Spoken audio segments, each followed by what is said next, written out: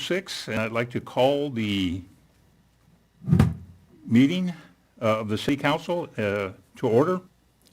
Roll call, please. Councilmember Camacho. Here. Councilmember Laura. Councilmember Lutz. Here. Mayor Pro Tem Dr. Sanchez. Here. Mayor Elias. Here.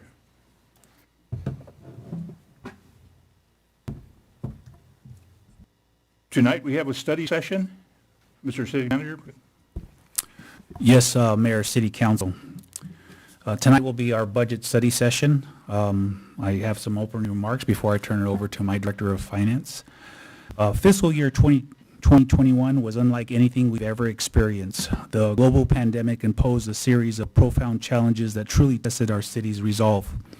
The proposed budget is a concerted effort to not only address the pre-pandemic structural deficit, but also a demonstration of our steadfast commitment to advance City Council priorities while balancing fiscal solvency. Being mindful of the ongoing social, economic, and environmental challenges, this budget also represents strategic and equitable investments towards smart and resilient growth and establishing a 21st century government. At this time, I do also want to thank all my department directors. They put a lot of time and effort, and a special thanks goes out to the finance team headed by my Director of Finance, Angelina Garcia. So at this time, I'll turn it over to her. Thank you, Mr. City Manager. Good evening, Honorable Mayor, Mayor Pro Tem, members of the City Council. Today, we finally get to present to you the first look at the city's operating budget with a focus on our largest operating fund, the general fund. We'll first take you through the expected year end for 2021 as it does, talk to the budget that we built for the next 2 years, our recommendation for the projected surplus, and then go into the biennial budget. Before we start, I want to show my sincere appreciation to the dedicated group in this room. Each one of them made this budget preparation their priority over the last few months, and the finance team couldn't have done it without them. I'd also like to thank my entire finance team and our amazing analyst, Desiree Sotelo, who has taken the lead on taking the budget process to another level. So now on to the numbers. Since our presentation to Council back in March, revenues continue to show steady recovery, almost to pre-pandemic levels. You'll hear me give the same message a few times during today's presentation because so much of the recovery stems around one category, sales tax. For the first 9 months of the year, sales tax is trending 4% higher than the same period last year. By and large, the state is seeing that despite the shelter-at-home directives being lifted, and people having the choice of a more traditional brick-and-mortar retail shopping, online shopping still remains strong, which is a sign that this presence is here to stay. So the people that tried online shopping, as opposed to brick-and-mortar, we're seeing a continued trend in that sector. For this city, this means a more consistent allocation of sales tax from state and county polls, which are how the online sales tax gets distributed. So as you can see here, strengthening of this category alone gives us a projected year end of about $2 million higher than previously expected, and that would be in form of a projected year end surplus. So as we began to build these next 2 years' budget plans, the biggest initiatives we saw before us were surrounding economic development and land use. So in total, about 1.8 million in expenditures related to these initiatives were identified as high priority needs of the city. It's for this reason that staff is bringing forward these items now in anticipation of these projected surpluses. Recognizing that it's too early to start closing out the year, it's staff's recommendation to earmark these items that will go forward, that we'll go through in a second. From the projected surplus. Now, Mike Garcia is going to give you a little bit more insight as to what these initiatives are in order of prioritization. Thank you, Director Garcia. Mayor Pro Tem, Council, this list before you is not an exhaustive list of all the different studies that we'd like to conduct to look forward to sustainability with the city, but we wanted to pull out a few items that we thought that there had been long-term City Council requests, such as the design guidelines. We're looking towards a general plan update, and $300,000, and most of these items are not representative of the full cost that would be required. but they're more seed funds, seed dollars to help us in doing preliminary studies. General plan update would be closer towards $1.5 million, but this would get us going on identifying whether we want to do, for instance, add an economic development element to the general plan. Some other ideas that we had was, if you look further down the list, like do a study of the infrastructure financing districts, whether it's a enhanced infrastructure financing district or community revitalization and investment authority. These would function similar to the old redevelopment agency that we used to have with tax increment financing. So these would be a way for an opportunity for a consultant to come in, work with the city, and try to figure out if we were to go after dollars in the future, whether it's a 6320 corporation bond or look at cap and trade funds, which are the best avenues for us to continue to go after dollars to get some of our corridor revitalization projects going and then accomplish some of the other long-term items that we believe City Council would be interested in exploring. Thank you, Director Garcia. So now on to the proposed budget for fiscal years 2021 through 2023. The remaining part of this presentation will be a shared effort by all departments. I'll give an overview of the major changes to the general fund as a whole, and then I'll turn it over to each department so they present their general fund operating budget. After the general fund, we'll go over the enterprise funds briefly, and Caitlin McGee will present the prime budget and the great things the city is doing for sustainability. We'll conclude the presentation with next steps and key dates, and of course, for any questions you might have. So just to give you an overview as to where we are in the process that was approved by City Council in March of this year in terms of the two-year budget calendar, the study session is one of 3 public meetings that we have scheduled to discuss this two-year budget. As we get closer to budget adoption, we'll also present the 5-year forecast to you all. So in developing these two-year plans, staff concentrated on a few key guidelines, proposing elements in line with the guiding principles and city priorities established by Council in 2019, and building lean, balanced, and sustainable budgets and living within our means. And now on to the general fund conversation. So as you saw in the agenda report before you, we do have, for the next 2 years, proposed budgets, balanced budgets. The first year presenting a $45,433,640 revenue and expenditure budget, balanced, structurally balanced for fiscal year 21-22. 22-23 comes in at about $47.7 million revenues to expenditures. On the revenue side, you do see a slight influx in terms of transfers in, and we'll go a little bit more into that from the ARP funds. Now, this is a little bit busy, but this is a view of your revenue sources for the general fund. As you can see, not much movement in some of the smaller scale revenues of the city. It will be a continued rebounding of sales tax and a continued slight increase of about 5% to property tax for each of the 2 years. Other items worth noting is licenses and permits, as we continue to see a shortage in home inventories, and as home prices continue to increase, we see homeowners choosing to go the alternative route and doing improvements to their homes.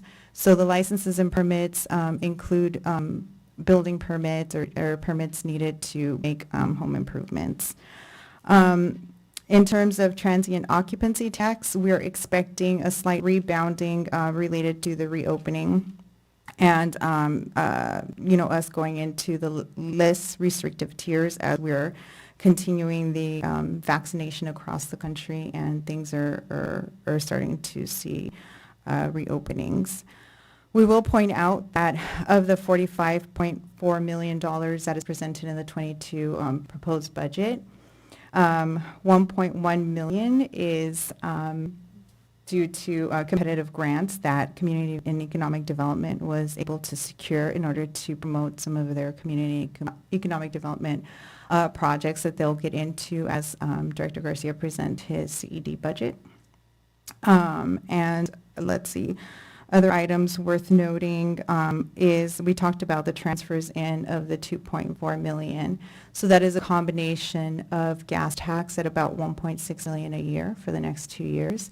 And like I mentioned, about $700,000 in ARP funds. And so and that's the American Rescue Plan funds. And so one of the requirements of the ARP funds is for agencies to be able to identify revenue losses that were experienced during the pandemic. And so because we were able to recapture revenue losses from some of the categories such as Parks and Recs Department or permits being pulled, we safely and conservatively estimated that $700,000 to be reinfused into the general fund through 2023. And so here is just a chart that you've seen before. Once again, just demonstrates the strength and the reliability that this city has on sales tax, coming in at around 46%, seconded by property tax. So in an ideal world, I as finance director would want to see those transposed. I'd want to see the more consistent tax source, property tax, be a bigger slice of the pie than sales tax. Sales tax is volatile and it relies on the economy and disposable income, and it fluctuates a lot more than property tax does. And so here's a representative long-term trend for general fund revenues. As you can see, not much movement here from year to year. We are expecting that with the continued increase in CPI and inflation in GDP, sales tax is going to continue to strengthen over the next 2 years, as is property tax.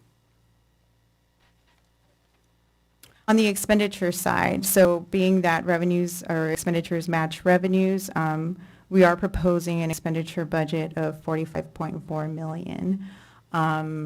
As you recall, a year ago or late July, when the study sessions were going on, the city had to scale back all the way down to $40 million and take a $3.6 million reduction in fiscal year 2021 alone. A lot of that, as we reported earlier, was due to the closures. So those were anticipated as we were running down staffing, as programs were closed. So some of those reductions went hand in hand with the pandemic. As things start to reopen and service levels, are anticipated to be increasing, maybe not to pre-pandemic levels, but to a higher level that we experienced in 2021. We're seeing the repercussions on our expenditure budgets. We want to make sure that the staffing is appropriate, especially on the Parks and Recreations programs and slightly in Public Works. As those department heads present their budgets, they'll give you a little bit more insight as to what that means. I'm just giving you more of a global look as to the changes. Here's like a chart representing just the allocation across departments, and you see the consistency that we've built into these proposed 2 years. Not much change between 2 years. As we place a high priority on public safety, it's just natural that the biggest slice of the pie goes to public safety. Our contract with the sheriff's contract with the sheriff's department runs at about $13 million a year. Second only to Public Works, which is estimated to take up about 19% of the budget. CED and Parks take about 12% each, and the other administrative departments such as Finance, HR, and Administration each come in at around 4%. To go a little bit deeper into the global changes on the general fund across all departments, we see a $5.1 million increase over the adopted last year. Going back to the same conversation, we had to take out a lot last year because of the pandemic closures.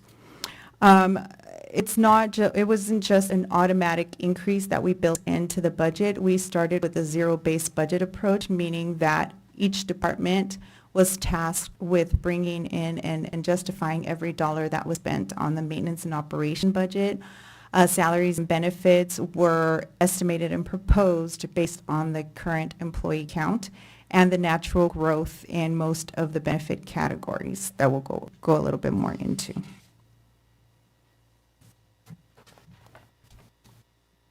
As we're talking about salaries and benefits, we wanted to point out that there have been some downsizing, and that was by design, as City Council approved us going through an ERIP, Early Retirement Incentive Program, Round 1, that generated vacating of 10 positions, and so we wrote those 10 positions out of the budget, meaning those salaries and benefits are not included in this year's budget for the next few years.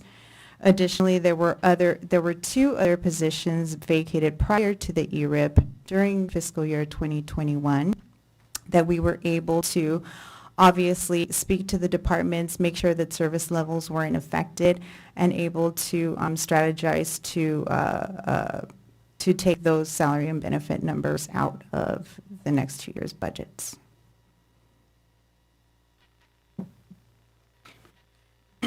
Now, we wanted to put in one chart all of the major changes in the next 2 years. So what these two charts represent, to the left you have all of the identified changes from last year to this year in terms of salaries and benefits. To the right you have the same changes in maintenance and operations. So globally, across all departments, we saw that those early retirement, that the early retirement program generated a net savings of around $624,000 for these upcoming 2 years. What that means is it was roughly closer to $1 million, but as we were planning the service levels with the department to be included in this proposed budget, there were some needs that were identified that could be filled with maybe backfilling a position, a fully funded or full-time position with a part-time position. So in total, there were about $300,000 across all departments in part-time positions that were, loaded into this year's budget to try to neutralize the effects of the ERIP. Additionally, we have contractual merit increases, step increases. They're likely known as of around 1.9%, which is roughly $176,000. We see a slight uptick to overtime needs. We wrote out a lot of overtime last year due to the pandemic as the closures took place. And so now with the reopening, we have to factor in some natural overtime. Parks and Recreation, Director Ugar will talk to you a little bit more about the programming that's going to restart over the course of the next few years. And so the salary component is roughly around $520,000. And then the next 2 items, pension and health, those are just natural increases that we're contractually obligated to meet. And as our total position control goes down, as our total complement goes down, we have to also think that our vacancy rate is going to go down because not that many positions are going to be vacant. So that results in a $100,000 increase. That's on the salary and benefits side. Now, I won't go through all of the M&O increases, but a few worth noting are insurance premiums. Across the board, we are seeing increases in payouts from general liability and workers' comp as decided by court cases. So once the court case is decided, it's estimated that other like cases will follow suit. We're seeing 20 to 30% increases in insurance premiums. In addition to that, as you might recall during the mid-year and year-end report, we also talked about the under-budgeting of some categories such as the deductibles. They weren't budgeted at the right level, so we made sure to build in those deductible increases into the budgets, and that's actually what we actually pay out, so we have to factor those in. The public safety contract saw a 1.5% increase, so that was lower than most years. Last year we saw a 5.5% increase. This year's a little bit tapered down. And that at the same service level that we contracted with last year, so no reductions in that public safety contract. And those are, you see the items in the last 3 items down, those are items that are supported by the grant revenues that we talked about. Now, here are some additions to this year's budget. You don't see a lot of stuff in here simply because what we talked about was building a lean, structurally balanced budget. That being said, one of the items that we talked about both in our long-term strategic plan conversation as well as the year-end was OPEB funding. So OPEB is other post-employment benefits. And so it's a very similar program than the regular CalPERS program where, you know, we have to save up for and invest in the future pension obligations that we promised employees. Some employee groups have a guaranteed benefit of 100% health benefit costs upon retirement. So where we fund, you know, our CalPERS at a certain rate, we are not funding the OPEB at that same, we have not been funding the OPEB at that same rate or at a rate that we're required to by our actuaries. So the $718,000 covers the annual required contribution stated in our latest valuation done by actuaries. Sales tax pledge, that $1,065,000 relates to the 2001 tax allocation bonds that the successor agency has outstanding. And as you recall from earlier conversations, the general funds portion of that obligation is that $1,065,000 that we're contractually obligated to contribute towards those bond payments. Another new thing is the median landscaping. Monica will go into, Director Heredia, Public Works Director, will go into the median landscaping efforts that we are anticipating for this year. And then her same department was able to come up with savings from storm drain efforts that were covered by Measure W this year. So as we start getting Measure W allocations, we are identifying savings that could be reprogrammed to those needs identified by the Public Works Director. Those needs for this year are tree trimming, and she'll go more into that later on in this presentation. So now on to the department budgets. I'll now hand it over to Javier Hernandez, Assistant to the City Manager for the administration. Good afternoon, Honorable Mayor, members of the City Council. Javier Hernandez, Assistant to the City Manager. Here to provide you with a brief overview of the administration department that currently oversees and manages the approved budget as it relates to the city attorney, the council budget, the Office of the City Manager, the Office of the City Clerk, and quasi the Prime Division as well. But just to provide you with a quick update on some various accomplishments that we achieved over the last year.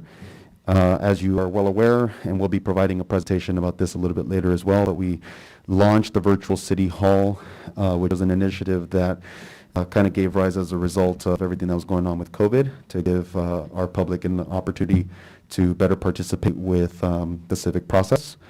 We, as of last council meeting, the council approved a contract to proceed with the City Hall ADA improvements.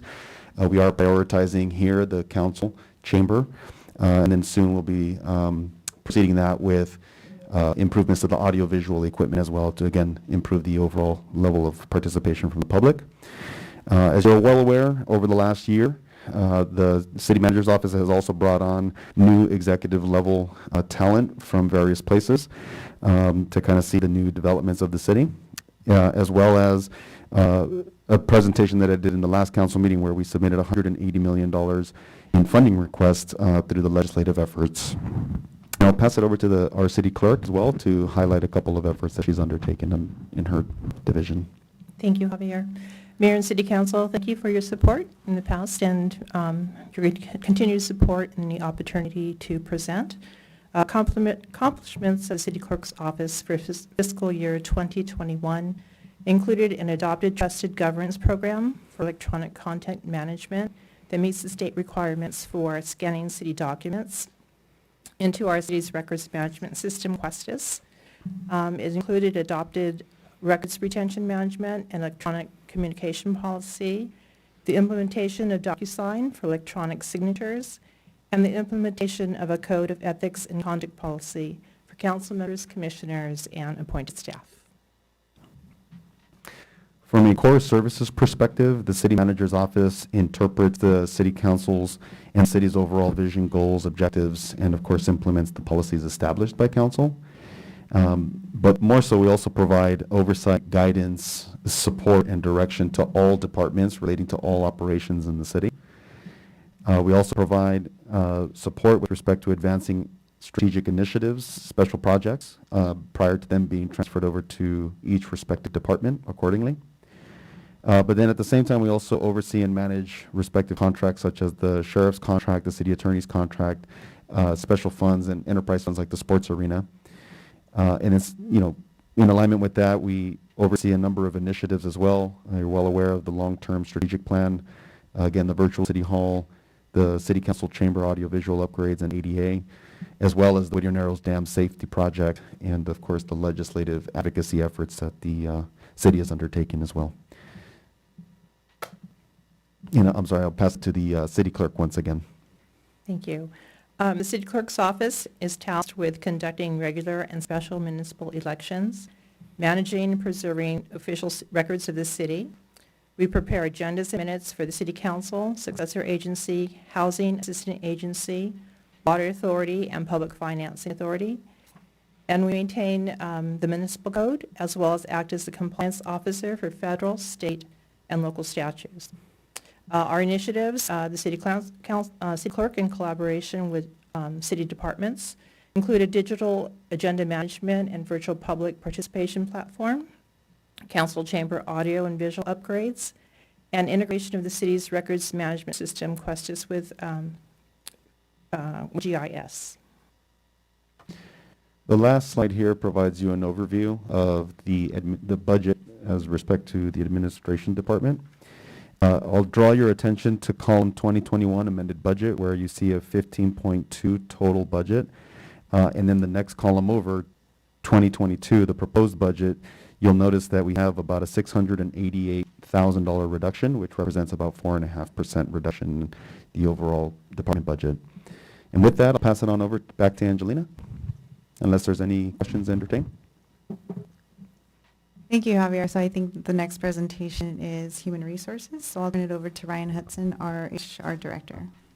Good afternoon, Mr. Mayor and members of the City Council. Human Resources and Information Technology seek to be lean, efficient, and to support our public-facing departments, which are really CED, Parks and Recreation, and Public Works. And so that is our goal.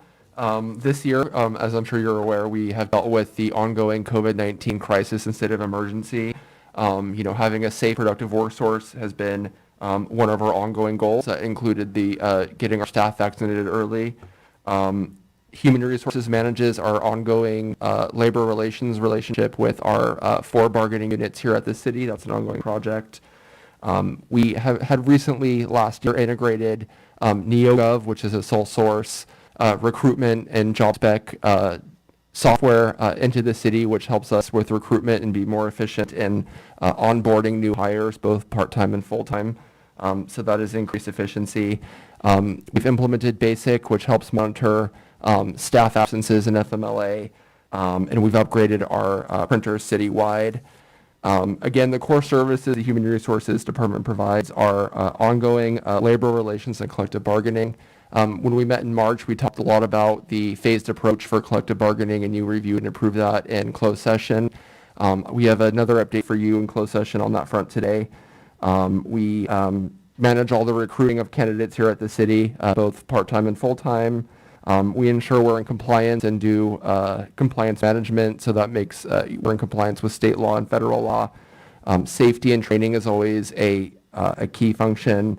And then again, compliance management with all the various regulations. And then again, over the next 2 fiscal years, we have a number of projects. We're going to be negotiating new collective bargaining agreements. We're currently in the process of updating our job descriptions, which haven't been updated in many decades. We're going to be updating the personnel rules. So pretty much everything we can get our hands on to update to best practices we've been doing. And again, we try and be lean and efficient to support the other departments as best we can. And you'll see on the last slide here, general fund budget, the proposed. There are some increases, as Angelina touched on. A lot of those have been driven by increases to general liability and workers' compensation. Those are just general trends in the market. COVID has accelerated those trends. And then we have rolled out a number of technology upgrades, and that reflects the increase in the HR IT budget for this fiscal year. Thank you, Ryan. So the next department is the finance department, so I'll walk you through that. So finance department is very proud of the many accomplishments that it's had over the last year. This was like any time that finance talks about accomplishments, it's accomplishments that affect the entire city, and that were supported by the entire city. So as you saw, we were rated by the state controller this past fall as the top 70th percentile in fiscal health of California cities. So we came on top of just our local surrounding communities. And we did that because of our continued effort to structure our budget and to build up our reserves and to adequately pad our reserves for unforeseen circumstances. We received the annual GFOA, Government Finance Officers Association Award for Excellence in Financial Reporting. We delivered that CAFR to you in March of this year. We implemented a risk-based reserve policy July of last year, and had it adopted by City Council, raising the general fund reserve from 25% to 50% based on a risk analysis. We also were able to put forward with Javier Hernandez's assistance a revenue enhancement for technology surcharge to help fund for future enhancements to customer-friendly technology. So that just wasn't for general fund purposes. That was dedicated to future technology infrastructure. We completed the water rate study, which we presented in April last month, implemented the preparation of a 2-year budget that you see before you, and we're still working on the capital plan and long-term strategic plan. Additionally, my accounting team was very proud of all of the financial reporting accomplishments, including the CARES Act financial reporting. We successfully reported out and received the $786,000 in CARES Act money that we were allocated last year. You'll see here the long list of other reports that we have. We converted to a paperless payroll process that will be launching citywide over the next few months. And we updated the fee schedule. You'll see a new fee schedule proposed coming in the next few months. We transitioned to full utilization of the budgeting software for added transparency and transferred over to a new credit card merchant to minimize the cost on the city. In terms of core services, and this you'll see in our project pipelines as we get closer to adoption, we provide full customer service of utility fees, licenses, and permit payments. We do budgeting and long-range planning, accounting and financial reporting, treasury and cash management, debt management, payroll, purchasing and procurement, vendor payments, and we continuously refine our practices to meet best practices as established by accounting and procurement standards. Some of the initiatives that we'll be working on this year are continuing to explore revenue enhancements. We're refinancing 2 of our bonds and continuing our work in pension obligation bonds that we'll bring to you in the near future. And we would be proposing to issue the second tranche of certificates of participation to finance our payment infrastructure projects. We want to also implement a transparency software. We haven't decided which one we would recommend to City Council, but we're looking into the possibility of bringing that in. Continue to work towards a paperless workflow and get us into the 21st century standards. We're continuing our work with Ryan Hudson in terms of collective bargaining with the labor groups. We're going to do some more work on the fiber optic fiscal analysis to bring forward a plan to council. We're working on the ARP financial plan and implementing water rates and revising our policies. This year will include purchasing, budget, debt management, and policy updates.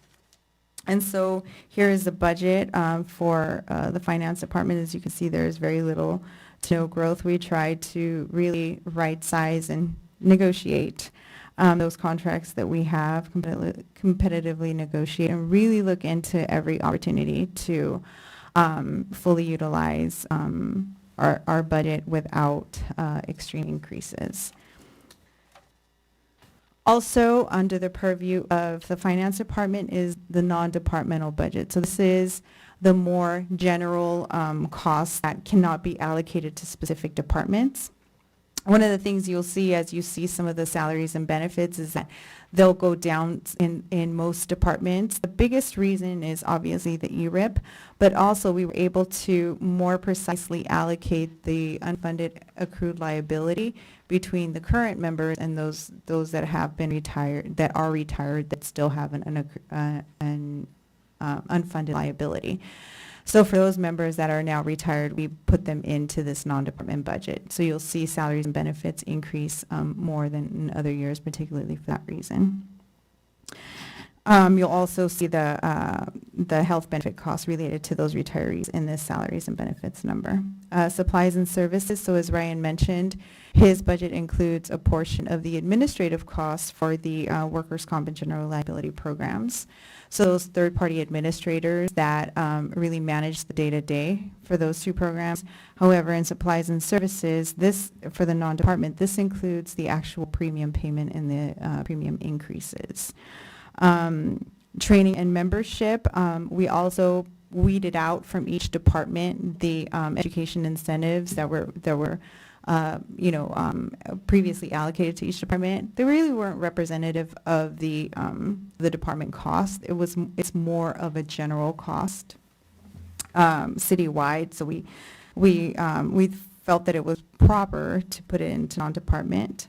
And let's see, debt service and other operations. That also has the workers' comp and general liability, self-insured retention, or the deductible. So now I'll hand it over to the Community Economic Development Director, Mike Garcia. Thank you, Director Garcia. Mayor and City Council, we're proud that we're going to be moving forward on an online permitting system that we're able to work on regarding, it's a formula-based grant that we received from for local early action planning grant. This would give us hopefully a system similar to Bluebeam or something of that nature that would allow us to provide simultaneous comments to contractors, architects. We believe it's going to vastly improve and speed up our process for review. We're also proud that the Beverly Crossing, which has taken quite some time, has been approved and is moving forward. They're close to signing leases with a few different tenants, and we'll keep you informed about that. Next slide. Something we wanted to also draw out is on top of some of the housing projects that were recently approved, council has been supportive, and we're moving forward with cooperative agreements in nature that will be formalized, if approved, by Planning Commission and City Council via development agreements. And this is related to billboards on industrial properties along the 605. This would be able to allow the City Council and the city to share in some revenue from those billboards. We're going to continue to work on COVID relief, not only conducting outreach, but also looking for grant opportunities. We just heard about one and conducted an email blast out today regarding a grant at the local level, at the county level, that hopefully some of our businesses that are restaurants would be able to participate in. Next slide, please. I wanted to draw out that even though we were experiencing a slowdown and a close down of City Hall for a while, we continued to stay very active with our building permit revenue and building permit issuances. We have a lot of business license renewals, and we think that that's important to draw out because we're still continuing to provide a high level of service, and this is only as of April 2021. So we anticipate that those revenue and those applications, the number of applications, will continue to increase. And so we look forward to continuing to be very active as a department going into the next 2 fiscal years. Next slide, please. We will continue to work on different developments, mainly housing-related and industrial-related projects in the next 2 fiscal years, keeping our plan application and plan review processes very active. Parking enforcement within alleys is something we're really going to want to focus on. We have quite a few alleys where we're having issues with congestion, dumping, so we're going to implement a sign program that we think would be helpful and allow our sheriff and our parking enforcement to issue tickets. That way folks know that they can't park in alleys and stay there and block passageways in those alleys. On top of that, we want to undertake quite a few initiatives. We're currently well underway in the Washington Boulevard TOD specific plan that we think is going to work great with the future Gold Line stop. That's one of the priorities for 2028 projects that are being pushed by LA County Metro to prepare for the Olympics in 2028 coming to LA. But we're also looking at very soon taking before the Planning Commission and then back to City Council that billboard ordinance that would help the city to realize those projects up at what we call the Bay Bar Road project, which is north of Rose Hills, east of the 605, and in the future potentially the Carlson site at Beverly Boulevard and the 605 freeway.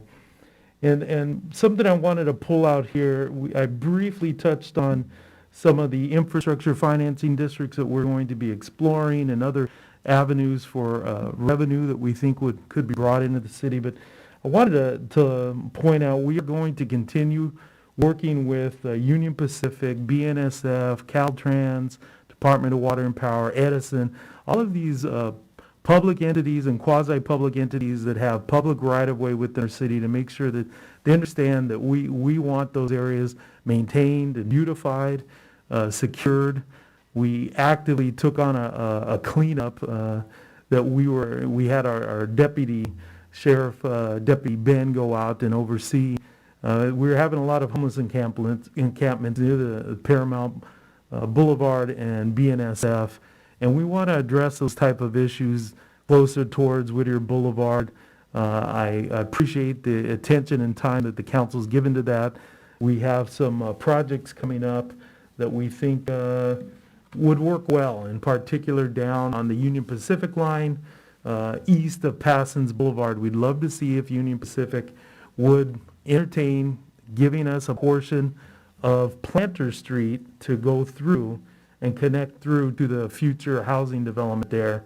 That would provide a better circulation pattern in that neighborhood, and it's something we've been working on for a while. And we're going to tie this in with the beautification efforts that we're hoping to undertake with Union Pacific.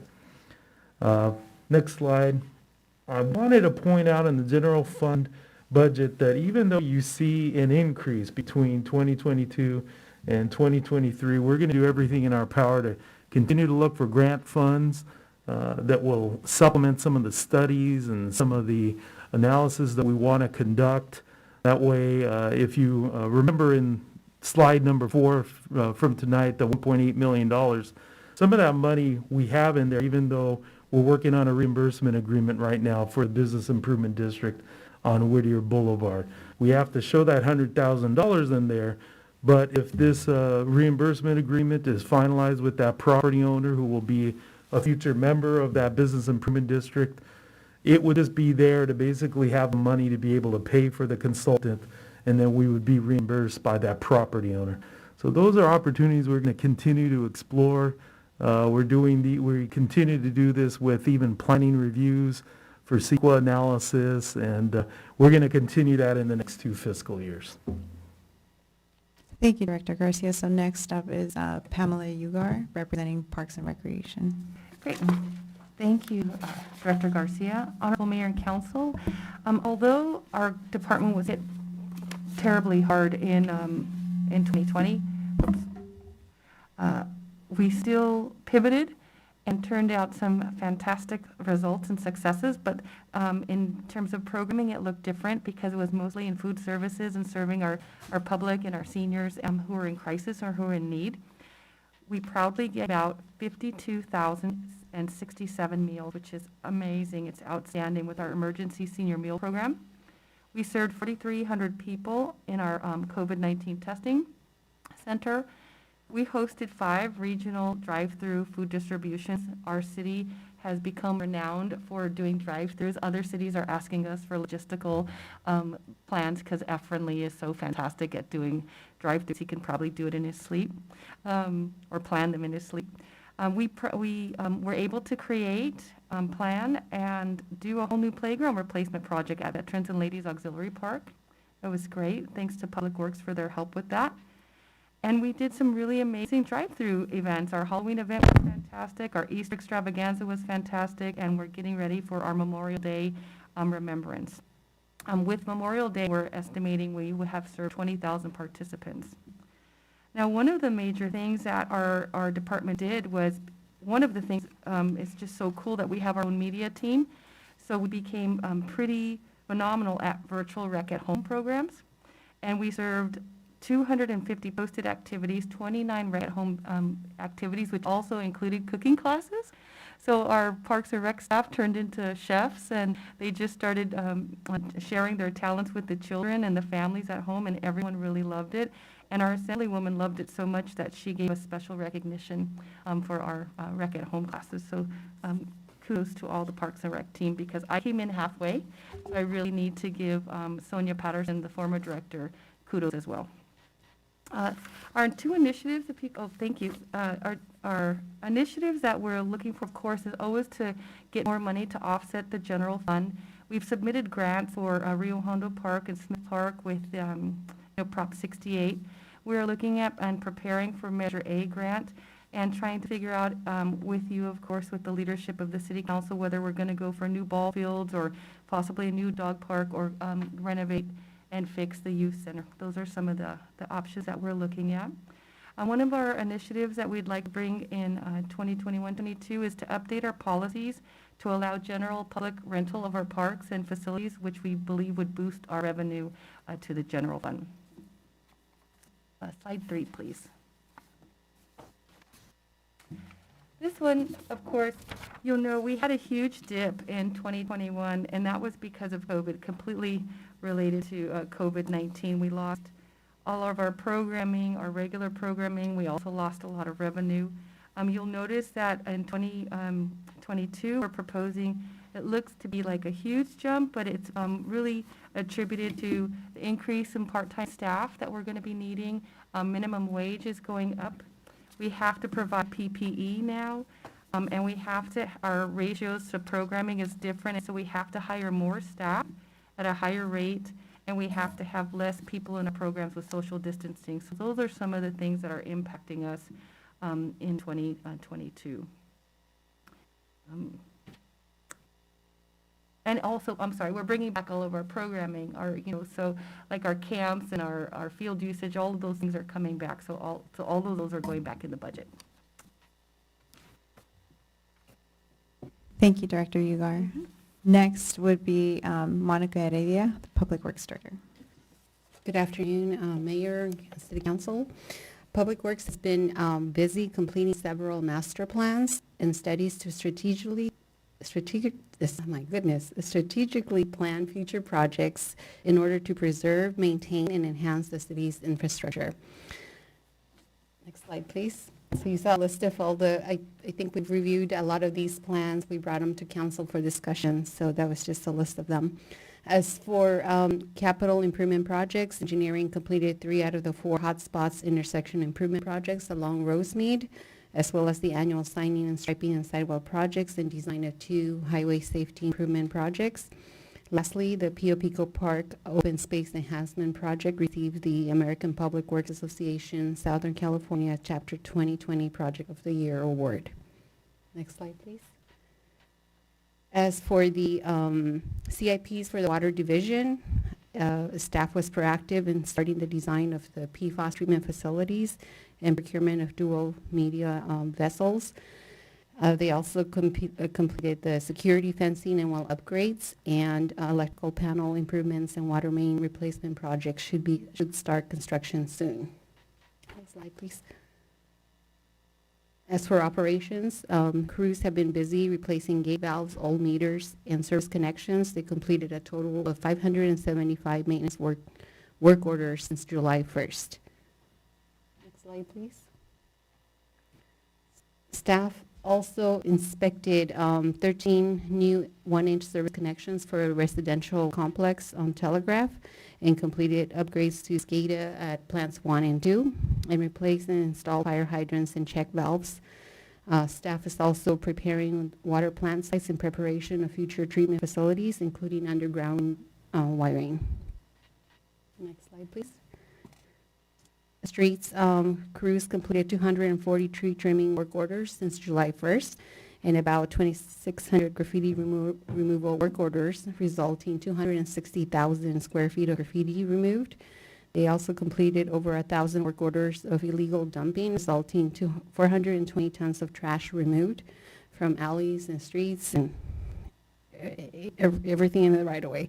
They completed over 1,000 work orders of illegal dumping, resulting 420, I think I said that already, tons of trash removed, and they also addressed 611 pothole repairs using 340 tons of hot asphalt. Next slide, please. Parks and facilities staff completed lighting upgrades and interior painting at the senior center. They also upgraded lighting at the city yard, installed conduit for the future alarm system, including electrical upgrades, installed a new drinking fountain. Next, thank you. Crews also upgraded lighting, 3 new drinking fountains at City Hall. They upgraded lighting and the irrigation system at the Women's Auxiliary Park and installed water bottle filling stations with drinking water and pet fountains at Smith, Pico, Rio Hondo, and Rivera parks. Slide, please.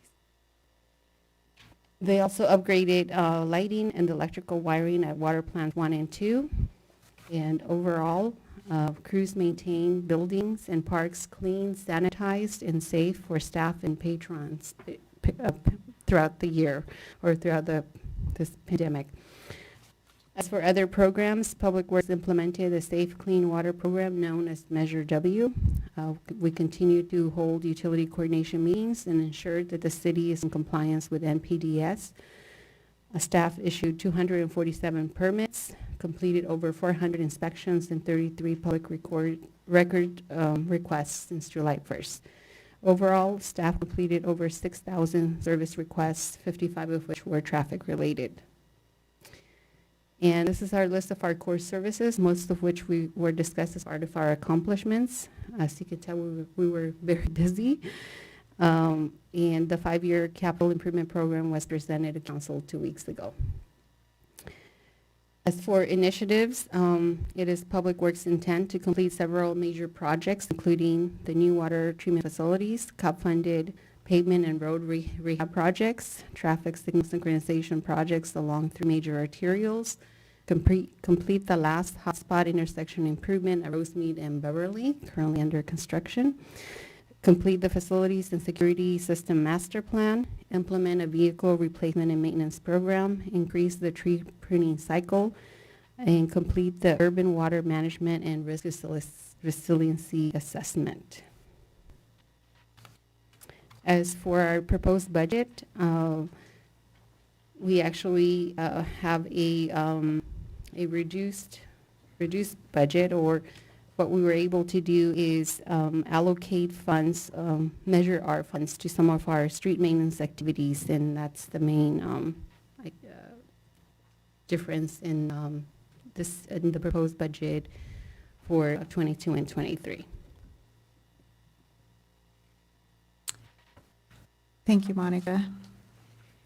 And so now that all departments have taken you through the ins and outs of the expenditure budget for the general fund, again, we wanted to recap the aggregate of those efforts, resulting in the balanced budget that you see for the next 2 years. Now, one of the things that we wanted to point out in this balanced budget is that it doesn't include any funding for capital improvement programs. So as we're building the 5-year CIP, the entire team, particularly Monica and her great group, are strategizing to make sure that we make full use of every special revenue dollar received from local return funds, any competitive grants, federal grants that they're really good at. But we wanted to make sure to note that while we are building the 5-year, as we presented two weeks ago as part of the study session on the CIPs, there are some unfunded needs that are included in the 5-year proposed CIP, such as the payment improvement projects. Now, that $5 million annually is not the entire need. That is net of any special funding, including the COPS that we have, and that's the first and second tranches, which total $30 million. I'm sorry. The Public Works Department also received a study for ADA improvements, and that's just purely facilities. That's not even for the streets or curbs, totaling $8.7 million, which is probably right now closer to $9 million if you index it to inflation, because that study is probably going on being a year old.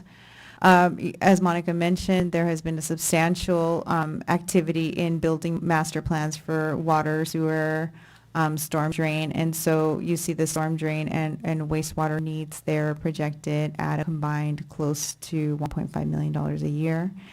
And as you saw from the mid-year and year-end report, Council approved a dedication of around $368,000 for facility assessment study done on all of our public facilities to identify the future capital outlay needs to provide necessary upkeep to our facilities. So we just wanted to make sure that as you're going through the budget, the document presented to you, as you're leaning over it over the course of the next month, that we make sure to point out that none of these things have been factored into the budget. Now we want to touch a little bit on the enterprise funds. We have 4 enterprise funds to report. The water fund, we've talked a little about as we're building the water rates, as we propose the water rates and building a 5-year plan in terms of the operating needs of the water fund, but most importantly the capital needs as Monica received the water master plan that has a total need of about $116 million over the next 15 years. So once again, Finance and Public Works sat down to strategize the best use of the future rate increases and try to allocate them to the highest priority projects, including the exchanging the meter readers, PFAS, and some water pipe and tank project improvements. On the prime side, I'll hand it over to Caitlin McGee at this time so that she can give you a brief overview on the Prime program.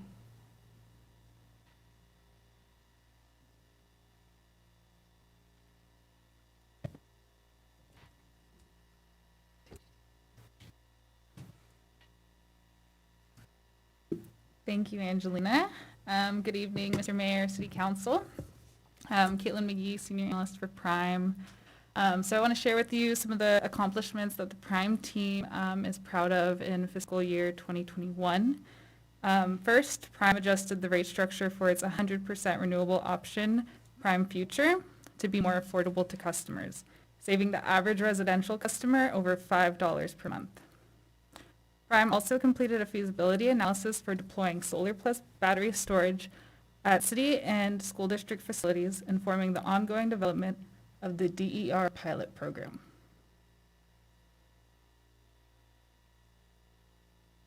Lastly, the city successfully acquired 3,000 streetlights from SoCal Edison, saving the city $300,000 in the first year, and renegotiated the city's solid waste hauler agreement with NASA for the first time in 6 years to provide expanded hauling waste services to meet compliance with state mandates.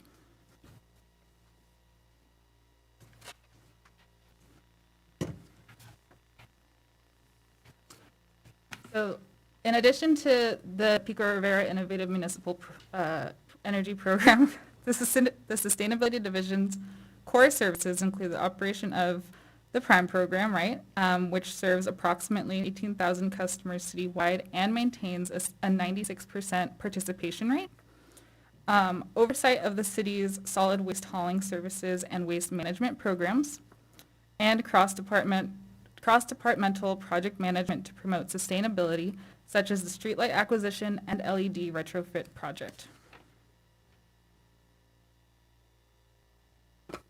In addition to our core services, there are also several ongoing initiatives that the division will be rolling out over the next 2 fiscal years. That includes the Solar Plus Battery Storage Pilot Program with Terra Verde Energy, the Disadvantaged Communities Green Tariff Program, which will provide 100% renewable energy at a discount to low-income customers, the Electric Vehicle Master Plan, and rolling out food waste rescue and recycling to residents and businesses. Staff will also focus on developing a water conservation rebate program, securing CPUC funding for residential energy efficiency programs, and energy efficiency upgrades and installation at municipal buildings, in addition to what Director Irida had mentioned.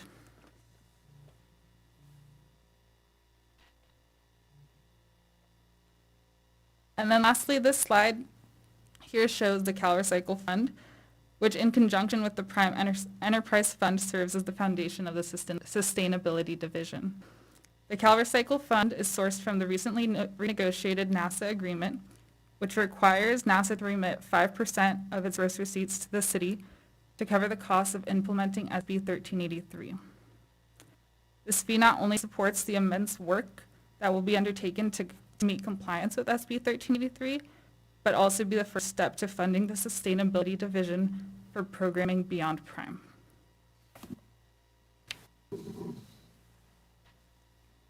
Hand it back to you. Sorry, I took it a little bit out of order. I apologize to Caitlin. So we'll go back to talking a little bit more about the other enterprise funds, golf course and sports arena. We have built in some conservative estimates both on the revenue and expenditure side of the golf course and sports arena to operate, not for the full year, but more like between 6 and 8 months of the fiscal year. So you see the golf course where the revenues are projected to come in at around $746,000. Expenses are built in right now conservatively as for the full year in case we have ongoing maintenance, uncontrollable ongoing maintenance costs that we are contractually obligated to meet. However, between now and when we bring the budget back for adoption, we'll continue to refine these numbers to make sure that the city is not overcharged and just paying what we need to maintain the service levels. Same with the sports arena. We have built in just modest revenues to take us through the closure or projected closure unwinding and expenses for the upkeep of the facility. So as you can see, the golf course, had it not been for the closure, I think Pam or Kylie help me out with this, but we were looking at it actually generating income. But yeah, a slight income, so it was no longer in the red, but because of the projected closures, we're going to continue to see an erosion of the already negative fund balance. Sports arena, if it continues to go at the same levels that we are seeing here, we will we won't be closing at a deficit, we'll be closing at a slight surplus. So that's an overview of the enterprise funds.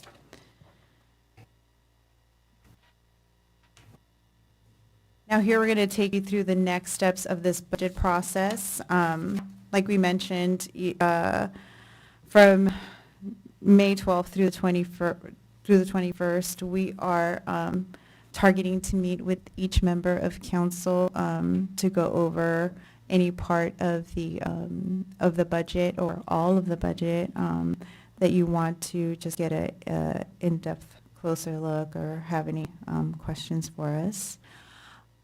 We'll have Yes, I want to hold the questions. I'm going to go down the line to each of Councilperson. Yes, sir. All right. So I'll just go over Yeah. the next steps? Okay. And then we'll hold a first public hearing. We will post a public hearing in, I think it's one of the local papers.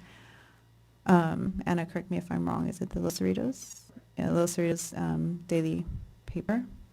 And we'll have a first public hearing. We'll once again go through a shortened version of this presentation and speak to the funds that you might have questions later on in this presentation. Make sure to include those.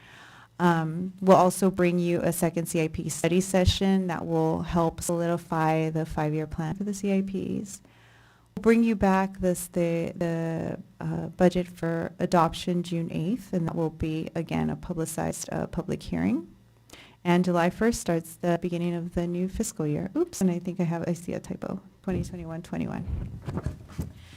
So the recommended action in the agenda report is for the City Council to receive and file the third quarter budget report, and to receive and file the preliminary budget, and to allow us to publish the announcements for the key budget dates that you see before you. So this concludes the presentation. We will now open it up for questions. Thank Mayor Pro you. Tem? Yes, thank you, and kudos. This is a very extensive list of everything that our staff and each department has done, even, in spite of the closures and the pandemic. And very proud of all the work that all of you have done. So I want to say thank you. Thank you. I have a question regarding, I received a message that we would be receiving some funding allocation for from the Federal American Rescue Plan, the local fiscal recovery fund.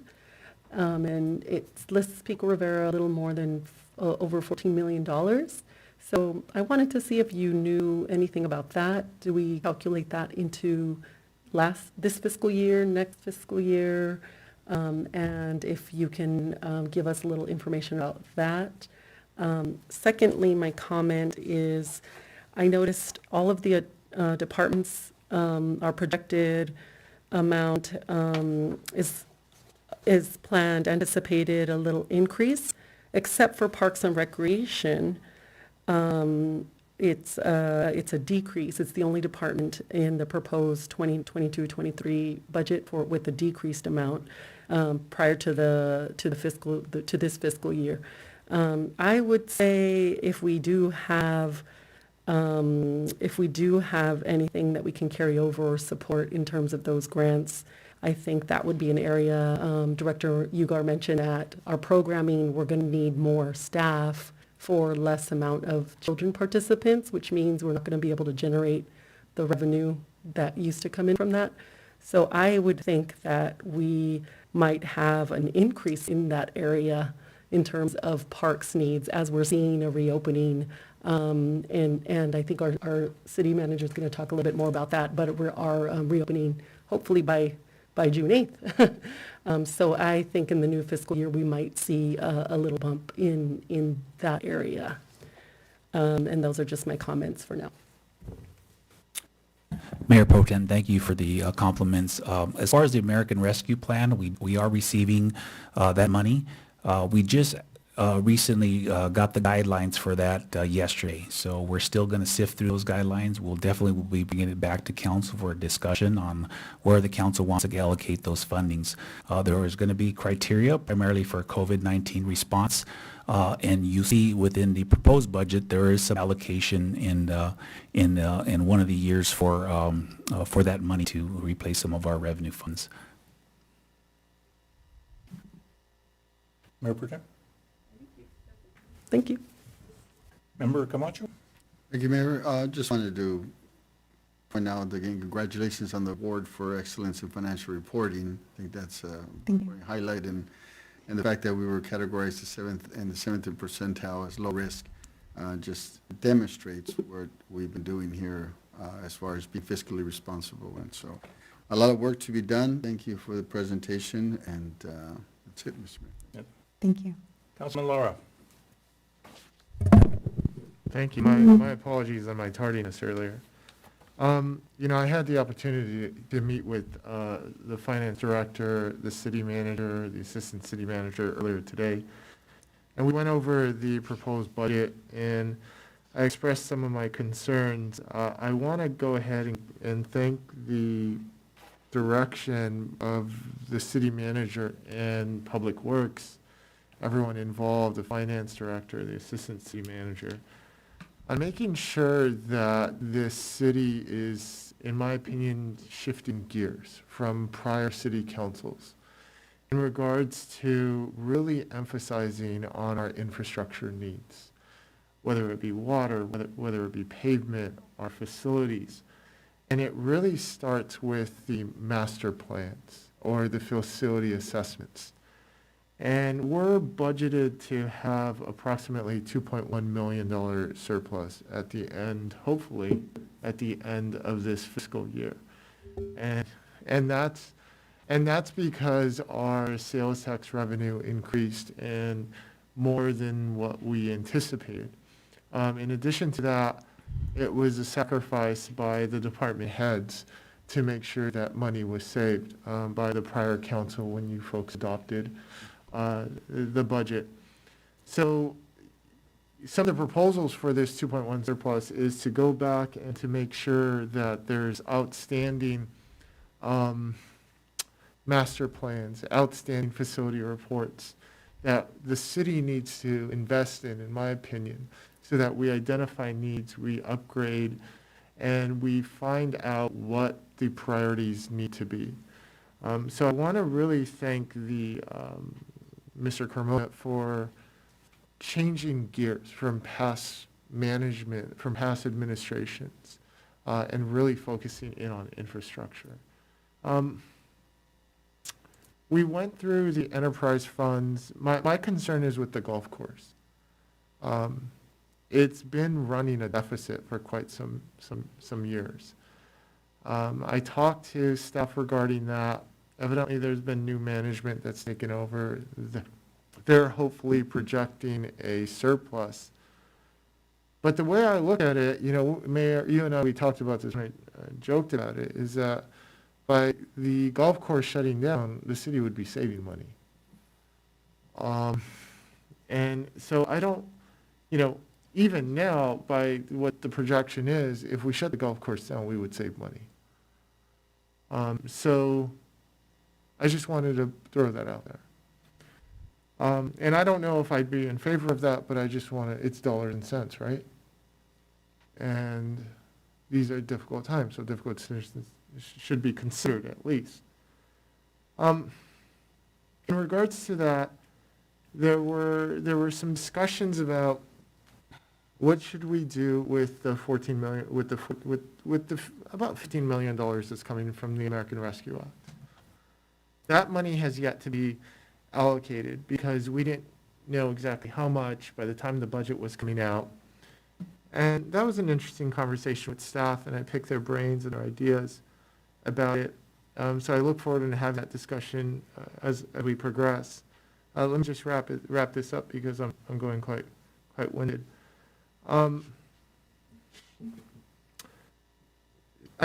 Lastly, I'm happy that we're pivoting towards our medians a little bit. It's $80,000. I get it. It's not going to rehab all our medians, but it's a start. So I want to thank all the directors for a very difficult year. I want to thank all the staff that are not here from the city. It's been a very stressful, difficult year. I remember listening to the budget meetings last year before I was on the council, and there were some really steep and very dire projections that were good. So I want to thank some of the past council members for making some difficult decisions also. And I look forward on working as we go forward. There's some things also regarding beautification that I'd like to see. We talked about wrapping our junction boxes. We talked about beautifying our railroad overpasses. Little things like that start to show this community that this is a new council and we're ready to make some new changes. And also the fireworks, but we can talk about that. Thank you. Did you want to comment, Member Pro Tem? No, I just wanted to clarify a question for the city manager, and we can, I guess, could discuss it in another presentation. But if we did shut down the golf course or the sports arena, the city could possibly not save money because we are in a contract, correct, to maintain the facilities with the Army Corps of Engineers? For now, the answer is yes, but we're working those issues out with the Army Corps. We actually have some pending questions to them about maintenance. There's a possibility that once the full closure does happen, that they will lease out part of those facilities. There's also the potential that the banquet area could be operate independently. So there are some outstanding questions. Once we get the final answers, we'll definitely bring it back to council for that discussion and decision. Councilman? Thank you, Mayor. Well, I'd just like to say thank you very much to each one of our department heads and each one of our departments, because the combination of existing staff and new talent, all of you guys are doing great, great. You're saving the city money. And during these tough times, we really need to save money so that we don't go into a further deficit. And so I'd just like to give a round of applause to you guys. Are fantastic. Thank you. And going on that topic of saving money, the golf course, well, we all grew up with the golf course, and it's on Army Corps of Engineer land, and that land has always been theirs. They just let us borrow it. But because they're going to be taking over the majority of that golf course, I personally feel that the expenditure over the next fiscal year of over $1.1 million, when half of the golf course is going to be utilized by the Army Corps and it's no longer going to be a golf course, that expenditure to me is absurd, because that's resident money that's being wasted. And I strongly encourage that we go back and speak, city manager, with the Army Corps and the management company, and make rearrangements, cost-saving rearrangements, so we stop the bleeding. That money could be utilized, if it's no longer going to be an officially used golf course, that can be utilized for projects that the city desperately needs to undertake. And with that money readily available, we could take on those projects, infrastructure projects, ASAP. Thank you. We will definitely come back with a plan when we have the final answers to those questions that will make a meaningful result. Thank you. Thank you. On the question of the maintenance fees, I went over the agreement with the Corps of Engineers, and there actually isn't a dollar level in terms of the maintenance. All it does is just talk about the maintenance itself. So it's an arrangement that we have with the current contractor. So we have we're under no obligation other than just to provide the maintenance. And again, the level of maintenance at $70,000 a month is very high. So I agree that we need to be able to, to get rid of that expense, because again, I had people come over and take a look, and they have indicated that, the expense is very high in terms of the maintenance. But we're under no obligation, with the exception that there is a verbiage in the contract that says that shall maintain. There's specific in terms of fences and so on, but again, there's no dollar value or just a degree of maintenance in it. My other point is this. This is good, okay? Thank you. A balanced budget for 2 years, we can't ask for anything more. So thank you. I think what we have to do, though, is that we have residents that still have questions about how we are and what we're doing. We've been shy, and I think Councilman Camacho has agreed that we have been shy in not really, talking about the things that we've accomplishing. And number one, the challenges that we face, okay, the challenges that we face. So I would encourage us to try to promote this as much as we possibly can. Have it on our website and have people take a look at it, okay, so then they can see it. The other thing that's important is that they have to understand the financial challenges that we have and the way that we intend to meet them.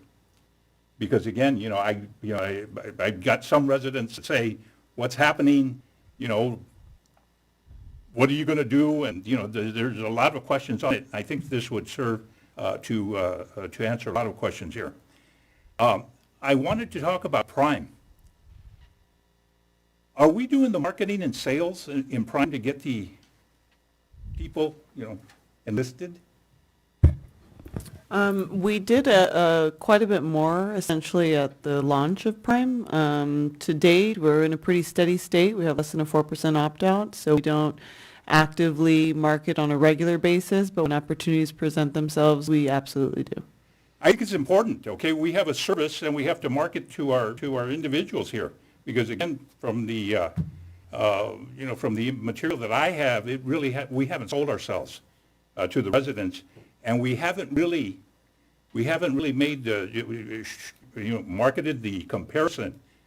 What are you getting when you get your, utilities from us? You're getting services, you're getting all types of benefits versus, versus the utilities that we have here. So I really encourage that we develop a marketing plan and we have salespeople to go out and sell our service there. Because again, I don't think that that deficit should be there. Last item is that I hope that the commissions are given the opportunity to review this and comment. Yes, Mr. Mayor, I hear you loud and clear on both those points. We definitely will not be shy any longer. All right, thank you. I have gotten orders from the city clerk, and I'm blaming it on you, that we are going to, if we're all completed here, we're going to have a recess until 6. Is that correct? That is correct. No, I'm not talking to you. I'm talking to the lady here. That's correct, Mayor. All right. Mayor, Recess. I did want to mention there is a public comment that we received regarding the golf course. Do we want to do this, or do we want to do it in the It regular? was related to item number 1, so Can we if do you it on want to regular? do it now or under regular, that, I'd like to do it in regular. okay. Also, do we need to take a motion on this staff report? To receive and file. Okay. So move as recommended? Make a second.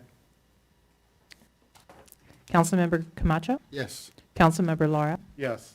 Councilmember Lutz? Yes. Dr. Sanchez, Mayor Pro Tem Dr. Sanchez? Yes. Mayor Elias? Yes. Motion carries. Thank you. Recess till 6.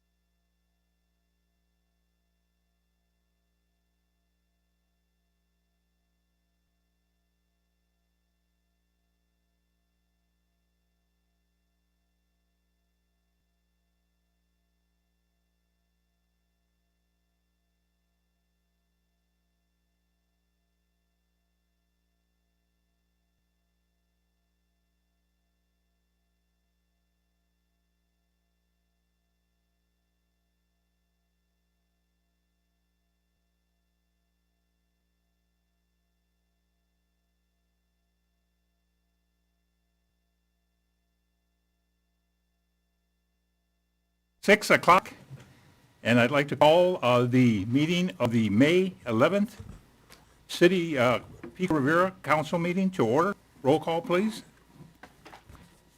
Councilmember Camacho. Here.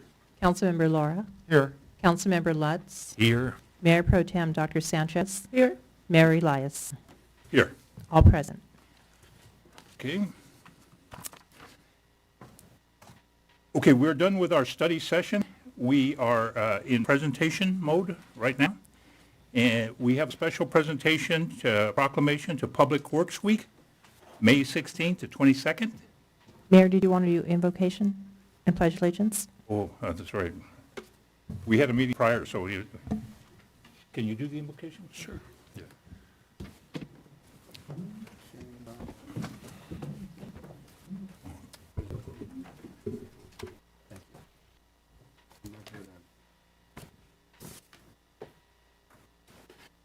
We bow your heads, please. Thank you, Heavenly Father, for the privilege of allowing the members of council for serving as elected officials for the city of Pico Rivera.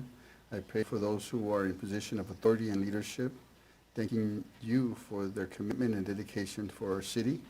Help us to discern between good and bad choices and to make wise decisions that will contribute to growth and integrity of our city and work for the benefit of our community. In your name we pray, amen. Council Lutz, can you lead us in the Pledge of Allegiance? Yes, Mayor. Please turn to the flag, put your right hand over your heart. Ready, begin. I pledge allegiance to the flag of the United States of America and to the republic for which it stands, one nation, under God, indivisible, with liberty and justice for all.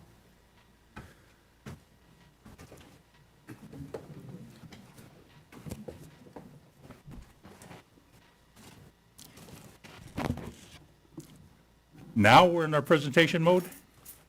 Yes, okay. Okay, our first one is Public Works Week, May 16th through 22nd. And how are we going to handle this?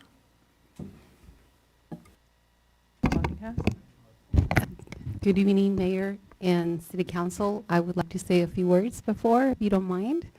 Actually, I invited some of the staff from Public Works, and I wanted you to see their faces, wanted you to, along with me, thank them and recognize them for all of their work. Earlier today, I shared a lot of the accomplishments and initiatives that Public Works is working, and it's thanks to all these people back here. So, if you could stand up, actually, all the Public Works staff, please. Can we get everybody? And I just want to applaud.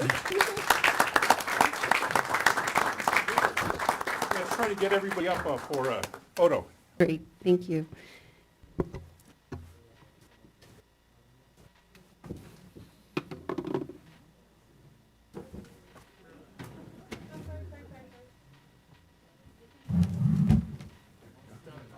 They're all behind it. It's up to you, however.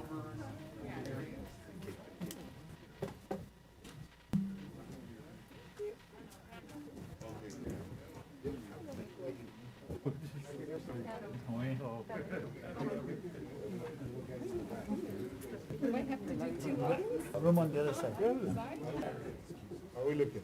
Okay. We can have some spread out a little bit this way. A little bit more. Because I want to get the mayor, because the mayor could slide in there. Okay. Before we do, these are the faces of our city. So since I have a large group, I'm going to take a panoramic.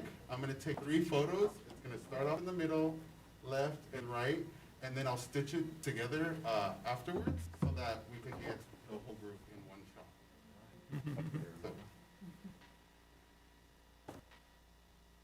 So. All right. Yeah. If you guys want to scoot, so I could. There you go. Perfect. Okay. Are my ears good? Your ears are good. All right. Ready? 1, 2, 3. 1,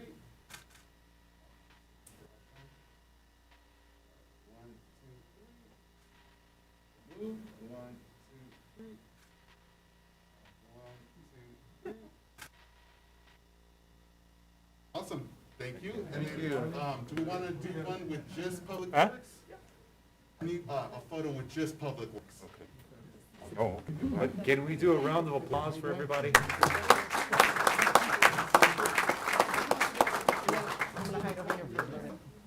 you go. All right. Again, I'm going to do another panoramic. Okay.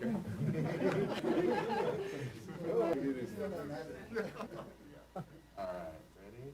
1, 2, 3. 1, 2, 3. 1, 2, 3.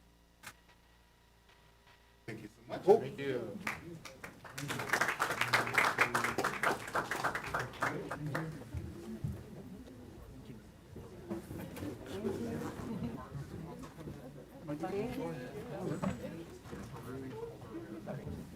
Oh, my pleasure. Thank you, sir. Oh, we're all good. Thank you. You're welcome. We'll see you around. Take care. Stand for the next Yes. group. now we have another proclamation, and this is in recognition of our senior programming for Older American Month Communities of Strength, May 2021.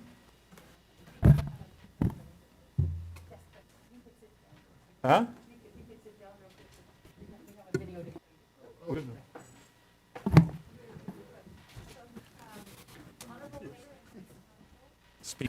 Speaker Pam. Thank you. Honorable Mayor and City Council, May is Older Americans Month, and it's quite a big deal in the senior community. And since we've been closed with COVID, I thought what a great time to showcase to you all everything that all of the city staff, City Council, and City Management team has been doing all year long for the Pico Rivera seniors. I'd like to thank you, Mayor and City Council, for your leadership. I'd like to thank City Manager Carmona and Assistant City Manager Fuentes for their leadership and support throughout this whole pandemic, and for leading us out and back into life post-pandemic. So at this time, I'd like to play a short video that our media team put together about all of our accomplishments in this past year before we thank our senior services volunteers.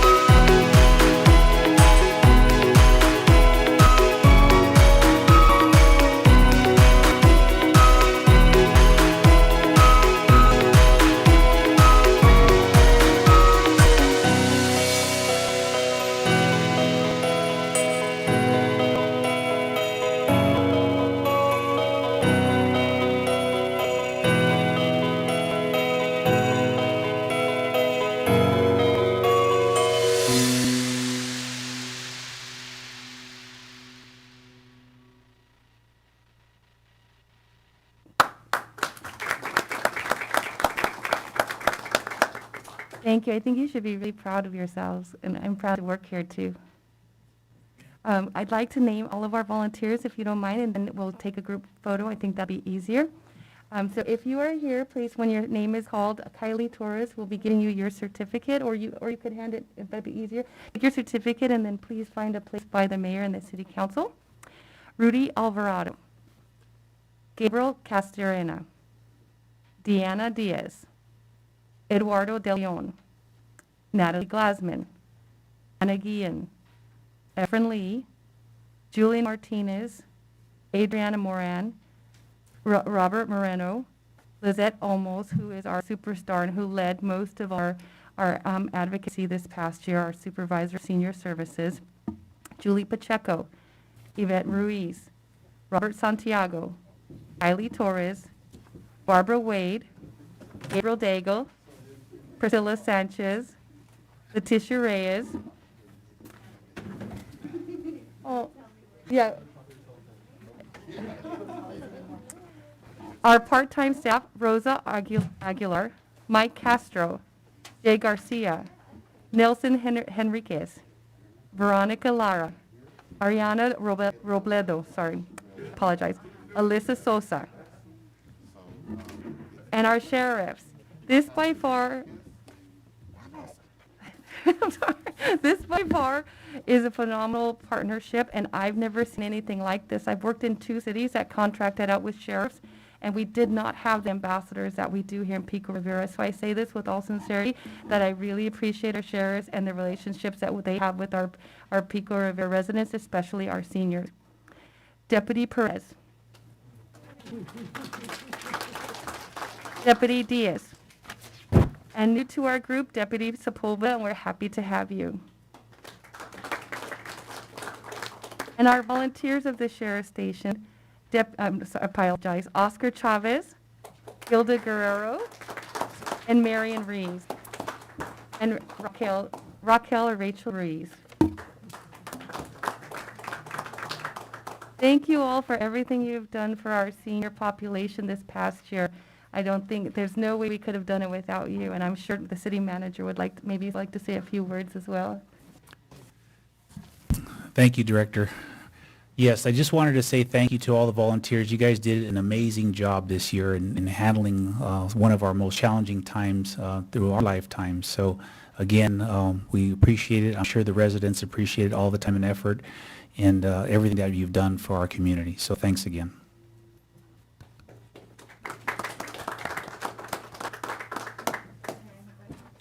Oh my goodness, I'll fight you.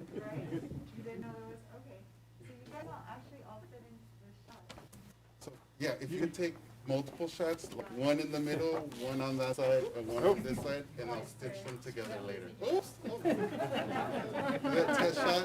Test shot. I don't want her to fall. Whenever you're ready. Everybody say cheese. Hold on.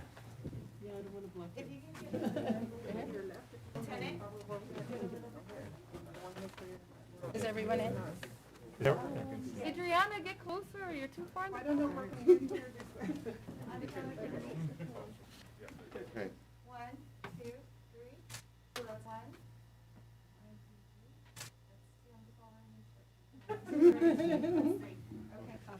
Thank you. And then one with the Without us. one with just us. With just them. Kelly. Oh. Kelly, get back up here. I'll go. That makes me nervous. I'm sorry.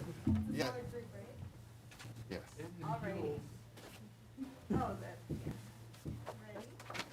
Count of 3. 1, 2, 3. One more.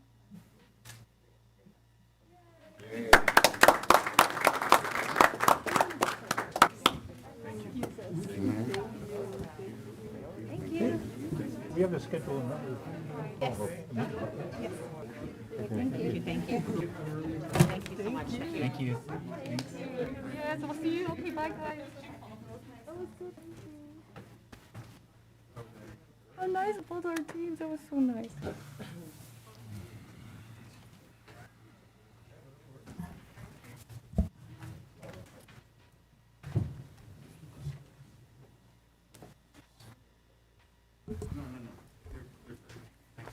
Mayor, if I may I say something?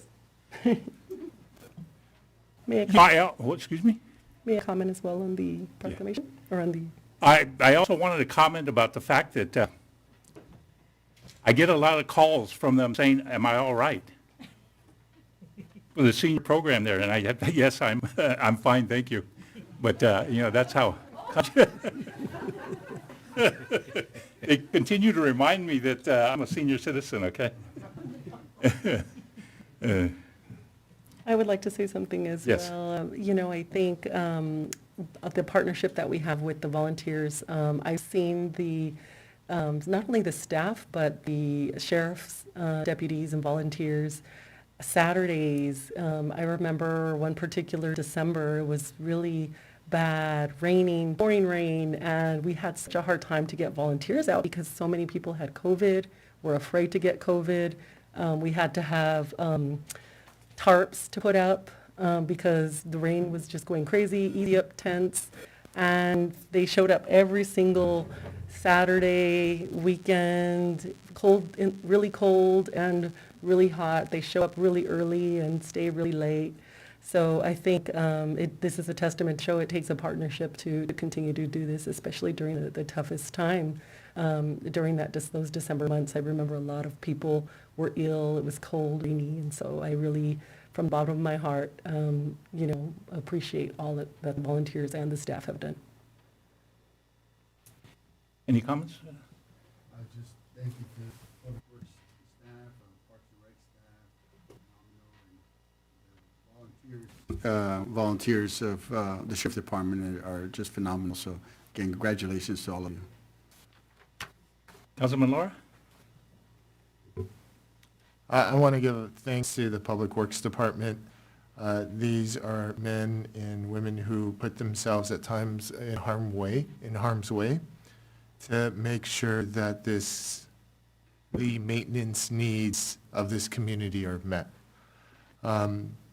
I would like to thank the volunteers and the Sheriff's Department for their collaboration. I have a neighbor who relies on the Sheriff's Department drop-off for their food. I want to thank Director Pam Ugar for leading all of this in a very difficult time.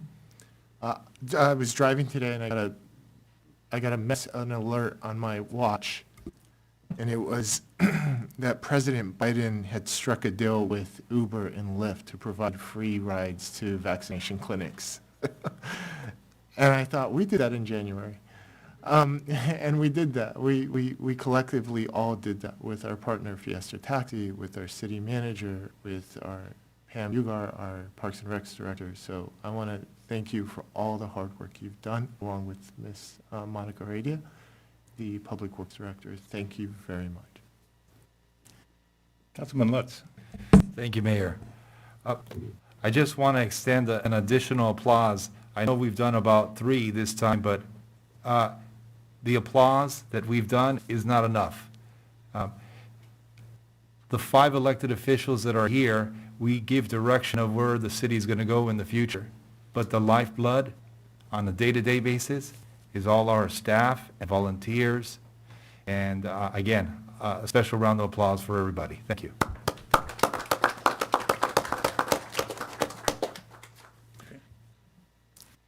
And I just have to tell you, I have a picture of every one of you on my wall with your birthdays on it. But I don't know how to deliver the card, so you're going to have to help me with that. Okay. Thank you very much. Okay, Mr. Counsel, legal, public hearings? Yes, Mr. Mayor, at this time, the item for council's consideration is under the, is under the Housing Assistance Agency. It is a public hearing for the Pico Rivera Housing Assistance Agency Administrative Plan Amendments for Housing Choice Voucher, a Section 8 program. If there's no presentation by the city manager, the agenda report will speak for itself. At this time, it would be appropriate to open the public hearing by the mayor. And City Clerk, is there any public comment cards on this item? There's none. None? At This time, Mayor, it'd be appropriate to close the public hearing and bring it back to the council level for consideration of the recommendation. So it'd be appropriate for a motion on this item. Yes. A second? All in favor? Aye. Aye. Aye. Aye. That's unanimous, Mayor. Thank you. Mr. City Manager, do we have any changes to the agenda? Mayor, none at this time. Now, let me go to public comments. We received written communications from the following. Jose Sanchez regarding the yellow tier and City Hall reopening for in-person attendance. Leticia Vasquez Wilson regarding the Central Basin lawsuit. Marlene Marroquin regarding the cannabis revenue research. Emails containing the written communications were provided to the city council members. I was given this particular one to read, and this is from Mr. Sanchez. Why does the city keep on subsidizing the golf course? The budget review shows year after year losses. With 60,000 residents, how many actually use it? No business can justify this. The money that the city spends to keep open can best be used for maintenance of street medians and adding greenery to the city. One example is Rosemead from the Getton to Telegraph to Whittier, from Paramount to Passance. Far too long allowed to decay. Jose Sanchez. Let's see, on the agenda, we have our consent calendar. Let me ask, are there any council people that want to comment? Comment? Comment, yeah, on public comments, which we normally do, but I just do this as a mental reminder for myself. Legal counsel, can we speak after the meeting about one of the public comments, please? Thank you. Any comments on the consent? If not, is there anyone that wants to pull? No? Okay. Can I have a motion pass then? So move. Second? Councilmember Camacho? Yes. Councilmember Laura? Yes. Councilmember Lutz? Yes. Mayor Pro Tem Dr. Sanchez? Yes. Mayor Elias? Yes. Motion carries. Okay. Now to our regular agenda.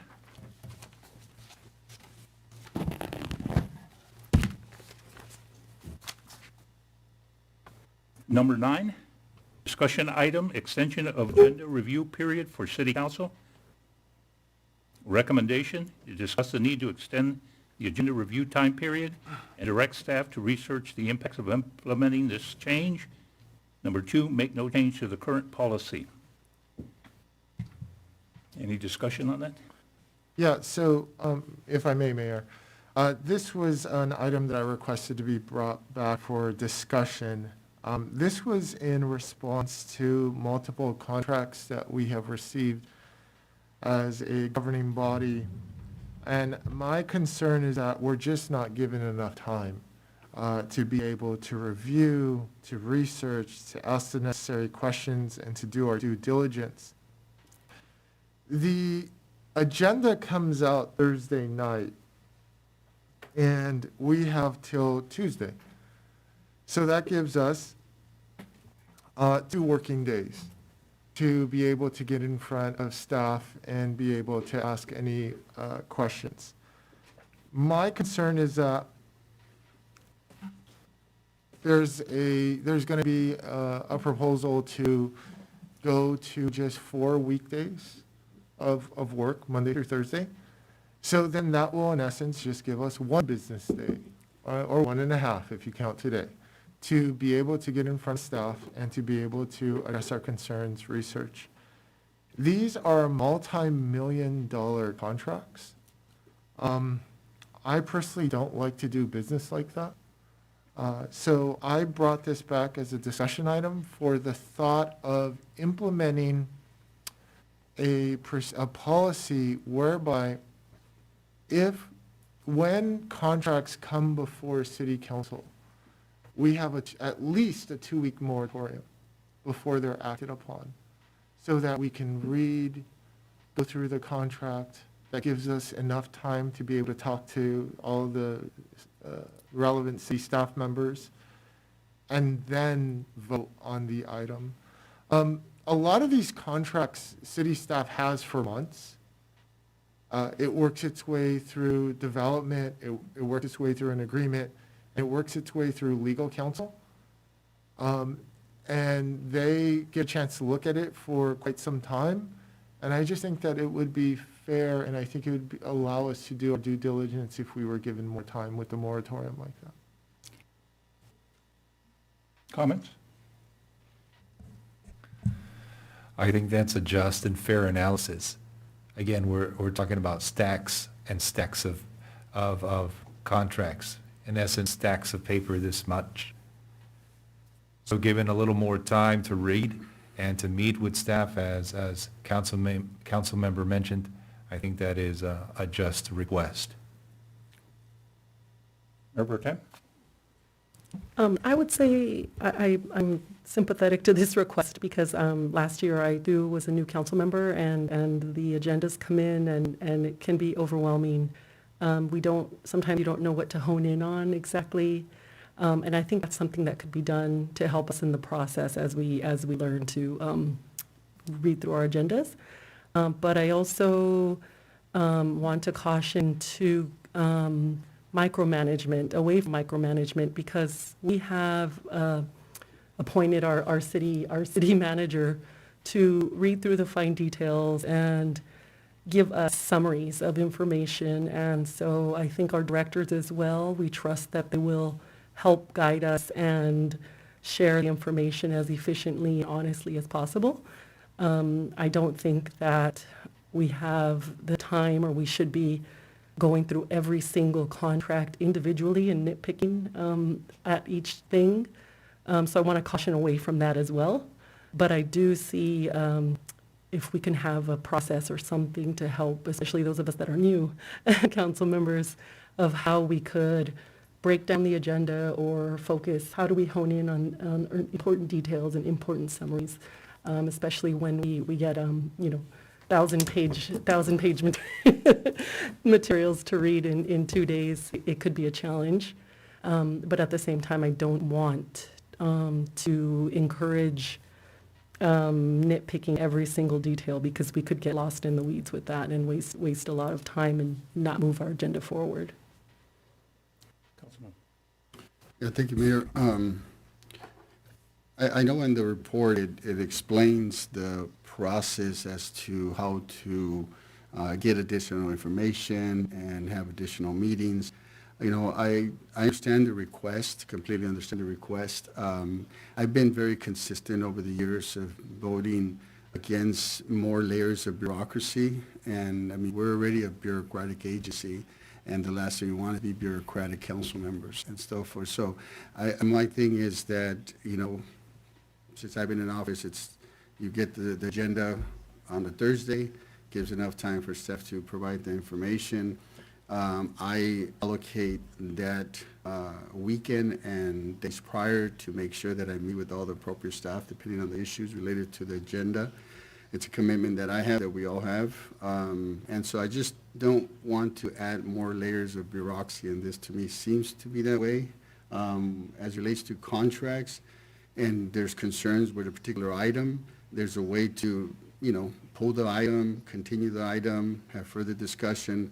So there's a process already in place to make sure that we adequately vet out whatever agenda item comes to us and the contracts, because it happens regularly and it happens a lot. So to add more layers, I just don't see the value, since we are council members that were elected to make the commitment prior to council meeting to spend all the necessary hours to meet with staff, answer questions, and if we have concern, bring it up here and address it and continue the conversation. So I just can't support this item as far as adding, based on the bureaucratic aspect that I see here. I would like to take this discussion point and put it to our organizational ad hoc, where we could take all the elements of consideration in this to see if we can develop a smooth process? Yes, Mayor. So we'll put it as a task, shall we put it in old business? After we've discussed and met, because the procedures are going to be submitted for approval, obviously. Yes, if there's some procedures defined by the committee, and we will do that. Okay. And not necessarily even procedures, I think that's a technical term, but best practices that the staff recommends. So any, whether it be the city clerk, she has experience, or our attorney, to what other cities do to help new council members to get through the agenda and make sure that we're focusing on business efficiently. City manager staff reports? Yes, Mayor, City Council, I actually have a couple updates. I'm going to turn it over to Director Garcia to give an update on the business loan program. And then at that time, I'm going to turn it over to Director Ugar to give a quick update on our Park and Recs reopening. And then also, I'll turn it over to Javier Hernandez to give an overview of some of the technologies that we are moving forward shortly. So, Mike? Thank you, City Manager. Mayor, City Council, we were lucky to receive 16 businesses that submitted applications. We would like to reopen it up in the future. I think we're going to have some money left over from the Community Development Block Grant funds were set aside for business grants. We are going to be working with those 16 to fine-tune their applications and determine their eligibility for receiving these Community Development Block Grant funds for business support. But since we had budgeted $200,000, this would get close to $160,000. And so we will be bringing back in the future an item for council consideration to spend additional funds. But we're happy with the outreach and the turnout that we did receive, not just from restaurants, but also from a few personal care locations, hair and nail salons of that nature. We will get you more as we begin the process of the underwriting analysis and going through the applications. Any comments from council on his report? Yes, I just want to give a thanks, Director Garcia. I managed to patronize several of these restaurants, and I talked to them about taking advantage of this grant program.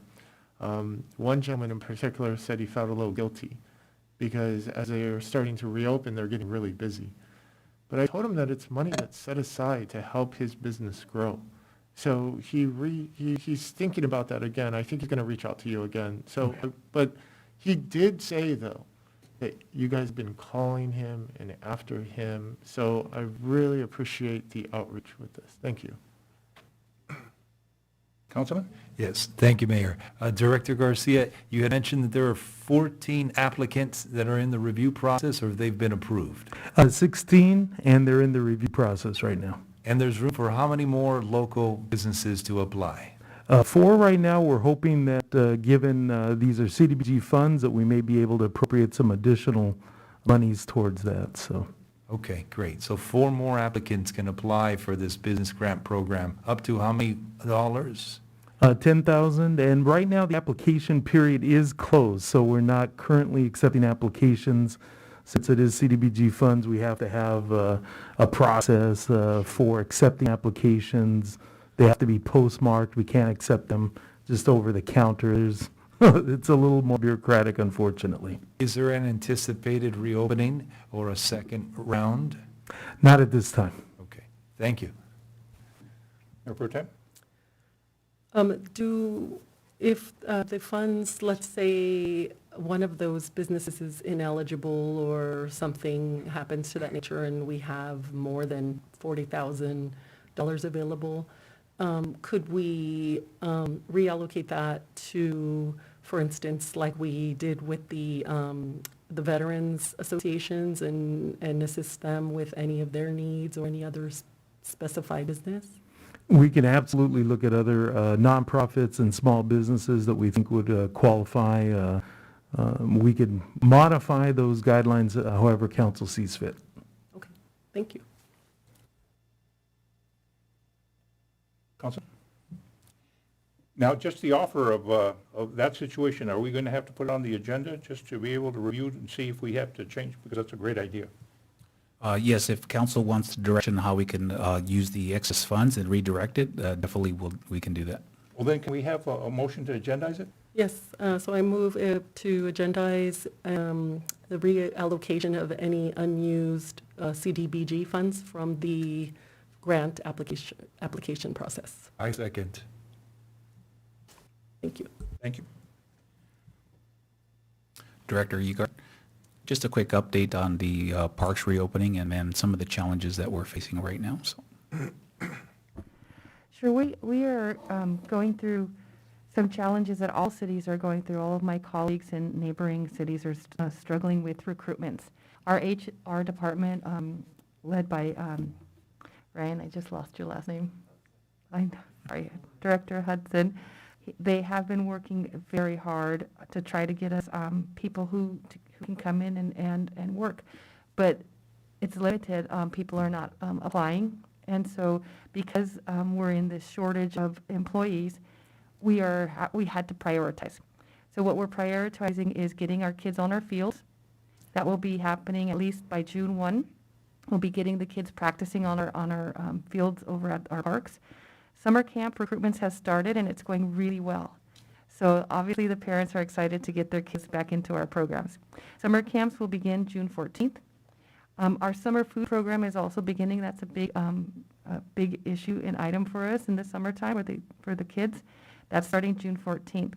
Our teen programming will begin June 14th at Rio Hondo Park since our youth center is closed at the moment.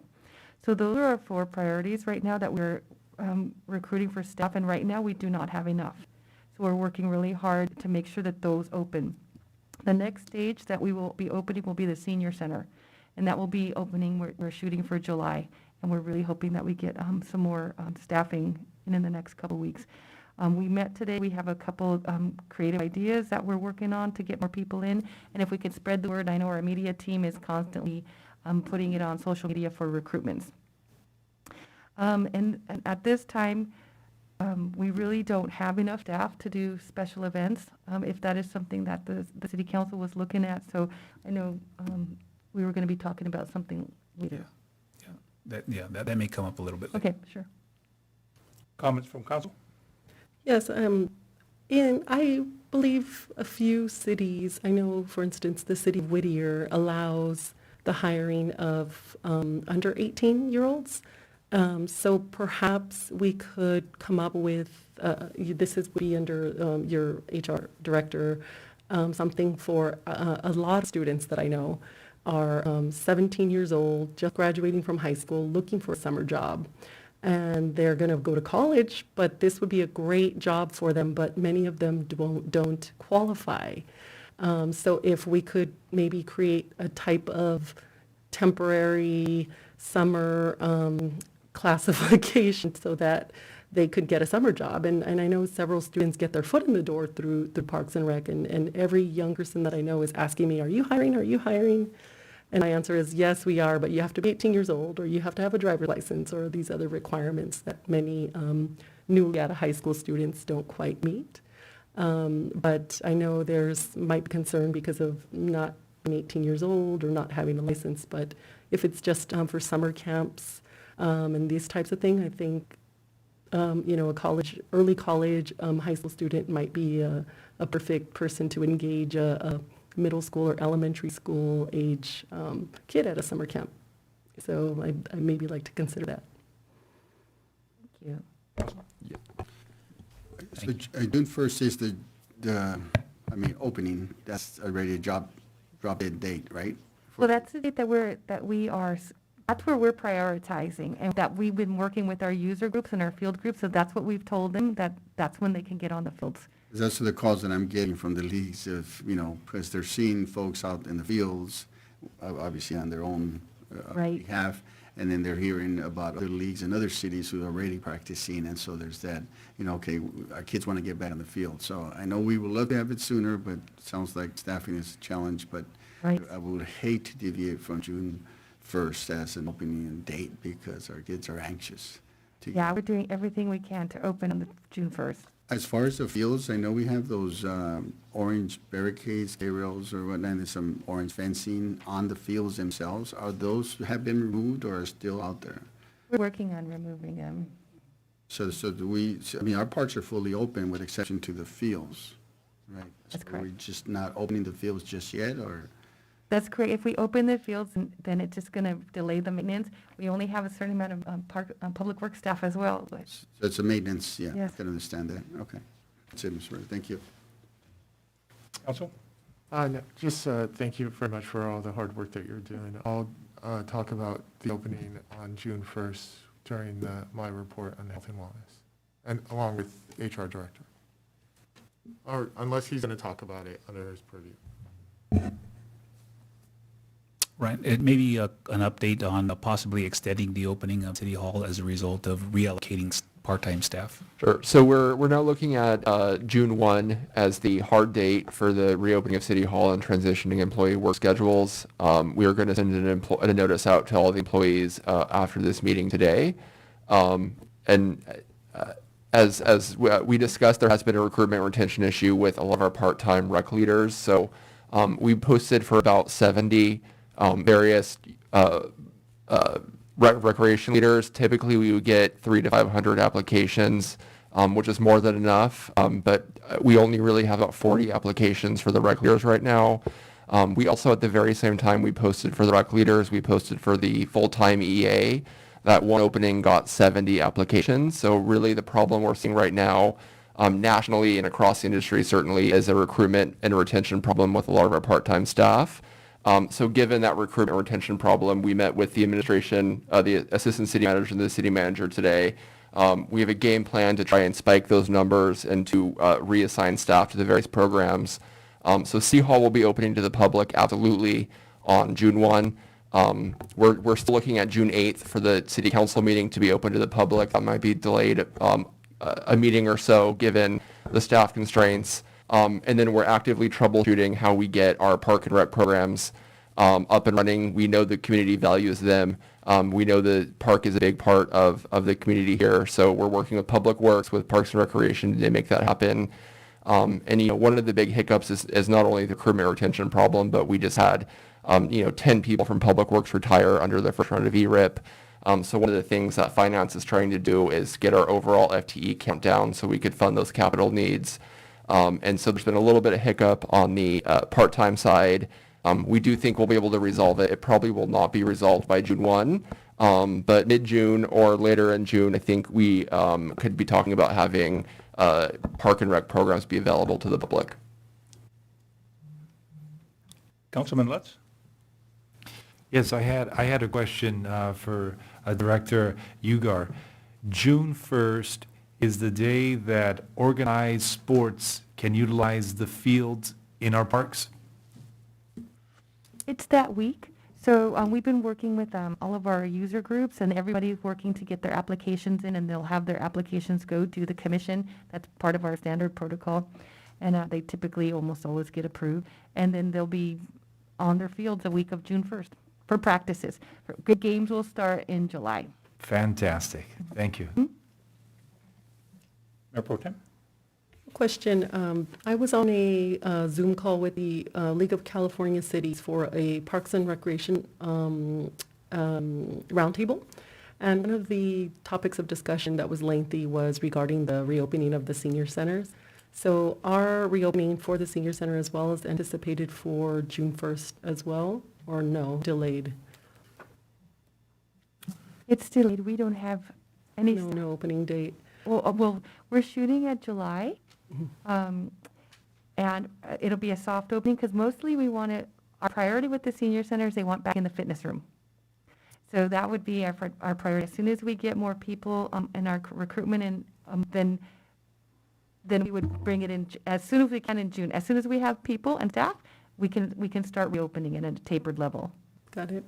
And then the second question that was being asked in this roundtable was if the city or staff from the senior center were going to collect vaccination cards or record of COVID-free tests for them to enter, like if they wanted to access the computer room or the gym. Has that been considered, or are we considering that as part of our? So right now, the planned reopening is going to be entail all of the social distancing protocols, and there's a number of agencies that are dictating those. So that's the CDC, the California Department of Public Health, the governor, and OSHA. So the assumption is people are vaccine hesitancy. We can't assume people who come to our facilities have been vaccinated, which is why we're going to be doing the symptom screening, the temperature screening, the mask mandate, and the social distancing protocol moving forward. I could talk to Pam about the feasibility, about maybe if we do reopen the senior center to make that a vaccine-only space. That's something we could certainly report back on. And then we could also report back in 2 weeks on where we are with the part-timers, and if that's still going to be an ongoing challenge. The thing I want to communicate right now is that there are 8 million job openings in the United States nationally, and the unemployment rate only decreased by about 300,000 last month. So this is an ongoing challenge in the private sector and with other parks departments. We hope to turn the corner, have a reopening by mid-June, so I can report back on the staffing, and then we could also report back on the feasibility of maybe making the senior center a vaccinated space only. Yeah, thank you. Thank you, Mayor, City Council. At this time, I'm going to bring up our Assistant to the City Manager, Javier Hernandez, to give an overview. Some exciting stuff that we're working on the technology side, so I'll turn it over to Javier. Evening, Honorable Mayor, members of the council. Javier Hernandez here, Assistant to the City Manager. Here to provide a quick update on our efforts with regard to the virtual City Hall platform that we're creating for the city. Obviously, the pandemic has introduced a whole number of challenges with respect to our ability to engage the public throughout the civic process. So one of the things that we discussed early on in the pandemic was this idea of kind of providing more virtual services while at the same time kind of automating services throughout the city to improve our ability to deliver and operate as an organization. So anyhow, the overall concept here is really to engage anytime, anywhere. Of course, keep in mind, this is strictly to augment all of the existing ways that we have currently for the public to participate. We're just looking to provide an alternative, another option for this, for the public to participate. So just a little bit of background. Back in March 2020, so just over a year ago, we did a comprehensive organizational analysis to kind of get a better sense as to exactly what kind of systems we had in place, whether or not they were effective, efficient, if they were meeting our goals, et cetera. And we identified a number of things here that really stood out, some red flags. So one in particular is the very first bullet point, that we had a number of systems that are currently inadequate, expensive, disjointed, and underperforming. So ultimately, we had to identify a path to discontinue some services while at the same time replacing it with something that is a little bit more effective and efficient. In June 2020, almost a year, we issued an RFP to seek professional services to kind of get the ball rolling on this effort.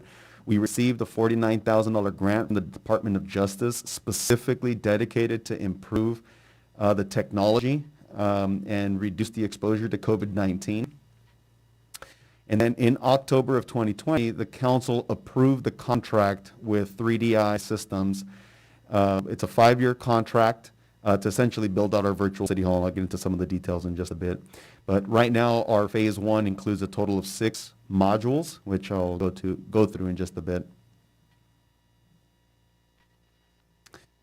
All right, so we identified a number of goals, again, part of that organizational analysis that we did. First and foremost, we wanted to create a high-quality, user-friendly virtual option, emphasis on option, to engage in the civic process. We know that not everybody wants to engage with their city, with their council, with the city staff on a virtual platform. So we want to make sure that we emphasize the fact that it is indeed an option. We also want to support you with the ability to make well-informed decisions. We all obviously wanted to improve transparency in the way those decisions are being made as well. So data being king, of course, in the world of technological advancements. We also want to create a central location for all information related to the city and transactions, and that's going to be a very important key that we'll touch on in just a bit, but transactions with the city as well. We wanted to enhance our ability to deliver city services and ultimately our operations. We wanted to reduce our overall costs and generate new revenues for the city. And at the same time, we wanted to ensure that we can constantly put ourselves in position to adapt to emerging needs, rising demands, and shifting priorities throughout the city. So the best way to think about this virtual city hall, right, is really as a website that is comprised of a number of different modules. The first phase that we're currently working on, again, is comprised of 6 modules. We got the service request, or the 311, which is heavily used by our public works team. We have our code enforcement module, which is currently in development. I'll touch on that in more detail a little bit later. We have a bill pay module, business license, basic permits, and a parks and recs module. We're expected to have all 6 of these in production by October of this coming year, or this year. But then, we're already thinking ahead, because at the same time, we need to start thinking about how it integrates with future services or existing services that we have here in the city.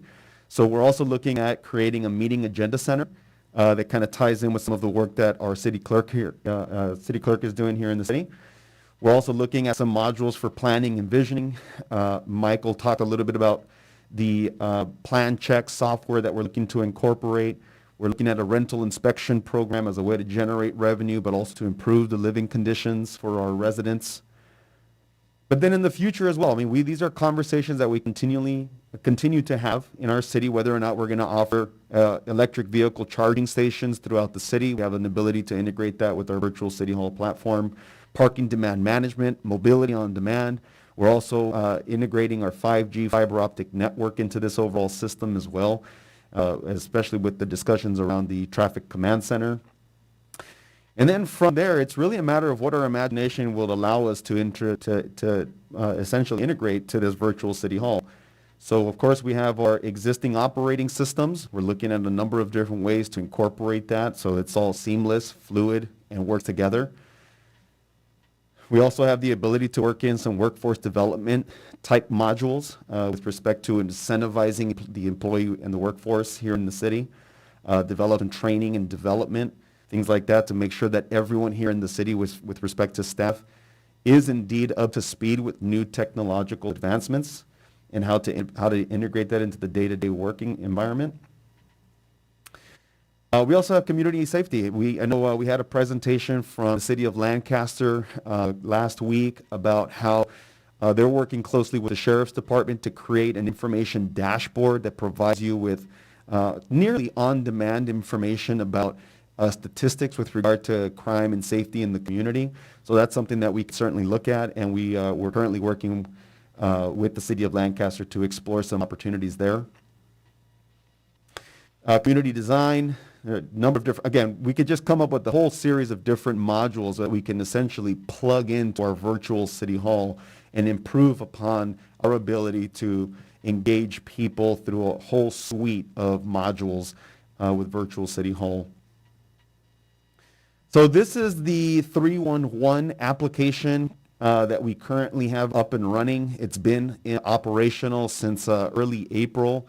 You're very familiar with it. We had something very similar to it already. We've made a number of enhancements since then, but this is pretty simple. One thing to keep in mind too is every single one of these modules kind of has 2 major components to it. That's the public component that the people in the community see, and then there's the staff-based component, which is what we see on the back end, and I'll touch on both of those in just a bit. But this is here pretty simple. You know, you download the app, you open an account. It's called PR Connect. You identify an issue in the community, you take a picture of it, you submit it as a service request, and then our public works staff gets out there with that information. And this is essentially the work order that is created when someone gets out and submits a service request.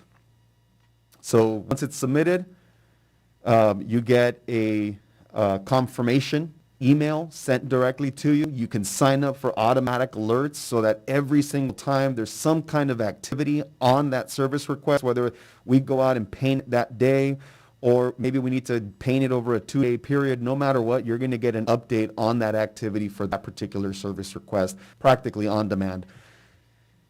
And then at the same time on the back end, well, let me just forward this a little bit here. This is the staff application, what we see on the back end. So every time a service request comes in, our supervisors get alerted They then take that service request and they route it to the most appropriate individual within our staff to ultimately address that issue, right? So if it's an issue of graffiti at the park, well, we get our parks crews out there. If it's something on the streets, we get our streets crews out there. If it's something related to light posts, we get our contractors that work on light posts, et cetera. But this is the overall dashboard of all the different service requests, and they're all assigned based on the individual, based on the division and department. So in this here, each individual person who's assigned a work order can make notes, and then share those notes with supervisors, with directors. And one of the most interesting things, and this, we're gonna have to do one-on-one meetings with each of you so that we can establish your account and then create what we're calling the data dashboard. So if there's something that is of particular interest to you, say it's graffiti on the street, and you want to be updated every time there's something that's reported related to graffiti, we can create a dashboard based on that special interest that you may have. And it'll immediately inform you of every single time something of that nature comes to your account. So this is the staff app. We're also working on our code enforcement app. Currently, we're configuring that right now. We're in the testing stage, so our entire code enforcement team is very engaged. We're testing it on the Android the Android phones. Soon we're going to be switching over to the iPads, like you see here on the screen.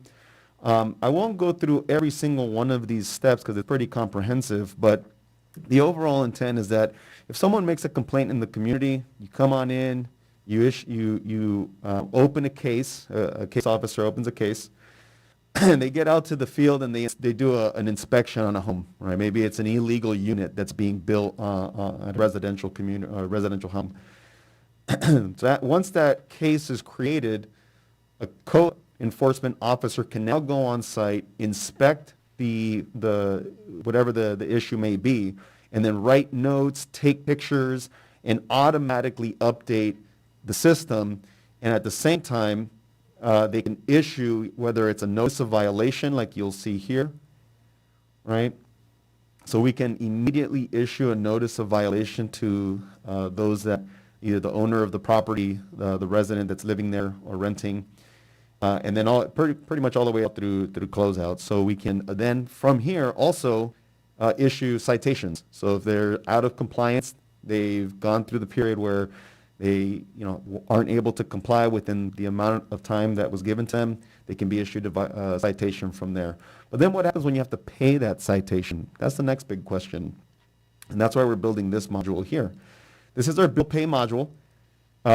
Ultimately, what we're trying to do is create a central hub to pay for all transactions associated with the city. So whether that's paying for a code violation, a parking citation, a permit or a fee of any kind, the idea is to establish a central hub for all those transactions that you might have with the city. It also allows you to manage and view the history of all those transactions with the city.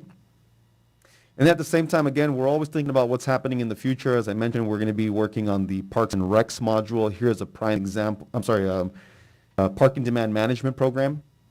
This is something that can easily be integrated. It's just simply a matter of getting to that point, building out this functionality.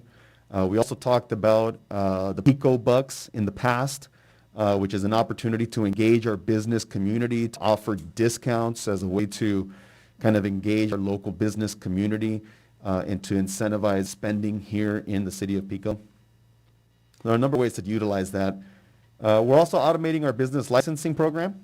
So this is pretty much some of the many handwritten documents that you would have to submit when you're submitting for a business license. But the overall idea is that we would be digitizing and automating this process, establishing user accounts. We can then engage each individual business to participate in surveys, set notifications and alerts, and ultimately be a better partner with us as we build out programs for the business community. So anyone who's ever worked for a city, especially a front counter, I'm sure you're very familiar with this scene here. Used to be a very regular daily occurrence where you'd have engineers, architects coming in with giant rolls of plans, blueprints, whatever it may be. So ultimately, what we're trying to do is if an architect is going to produce plans for a major development or even a small development for that matter, most of the time they're using AutoCAD, which is a digital software. So now what we're essentially doing is creating that option for them to submit those plans virtually through a portal that our Director of Community and Economic Development had mentioned earlier. And we could directly write notes into those plans without anyone ever having to actually step foot into City Hall and fill our rooms with giant rolls of paper. So it's a way to kind of improve our overall process. It streamlines our process. It improves our expediency as well, so people get in and get out, and hopefully the turnover is a lot faster with respect to checking and reviewing plans and issuing permits for the next steps. Parks and Recs, we'll be working on this in the coming months. This is just an example of the kind of things that we could be doing here. Of course, everything is directly integrated with our GIS system. So if you wanted to rent a picnic table or a shelter for a birthday party, you can do it directly through the application. If you wanted to sign up for a yoga class or for a meal distribution program, you can do it all through the virtual City Hall. And so that's what that basically does. This is just an example of what it could look like. There are many other examples out there, but this is currently the model for Parks and Recs. Some of you might be familiar with it.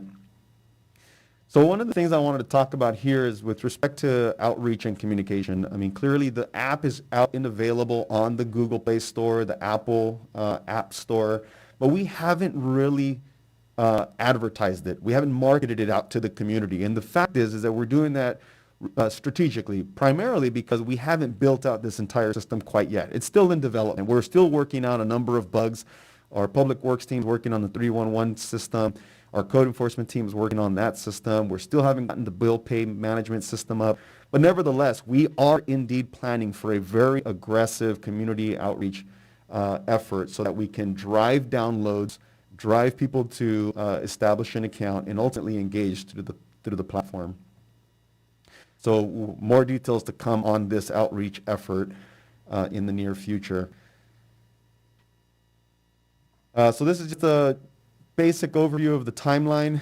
Again, we went live with the 311 system in March. We're still working out a number of bugs, relatively minor at this point, but nevertheless, we're still working on it.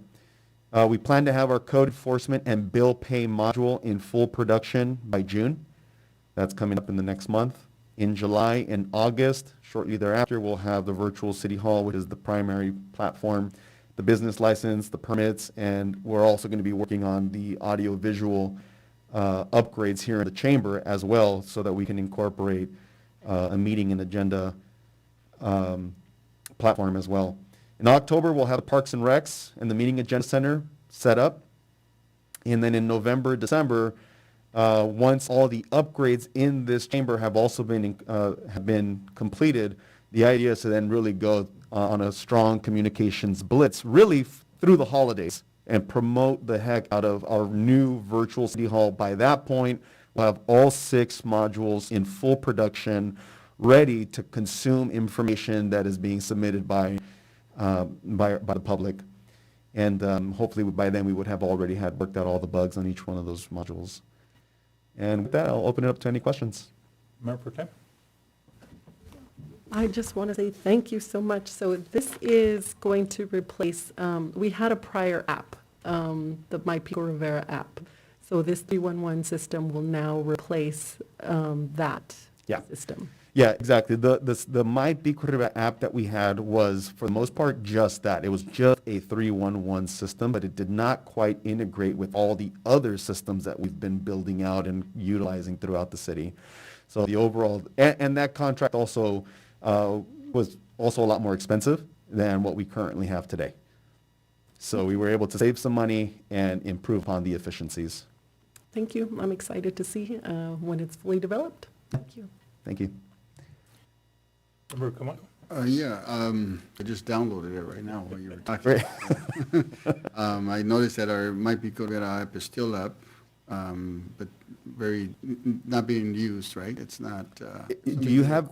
It shouldn't be available on because the new app replaced the old one. I guess I had the old one, so. Oh, you already had it downloaded. If I hit it, it still comes up. So Yeah, it still if you already had it downloaded on your phone, it'll still come up, but if you were to find it on the Google Store, the Google App Store, you won't be able to find it. So I know that when we started my Pico Rivera app, which is a great tool, but there were some kinks, some issues related, and you're saying that you're figuring that out.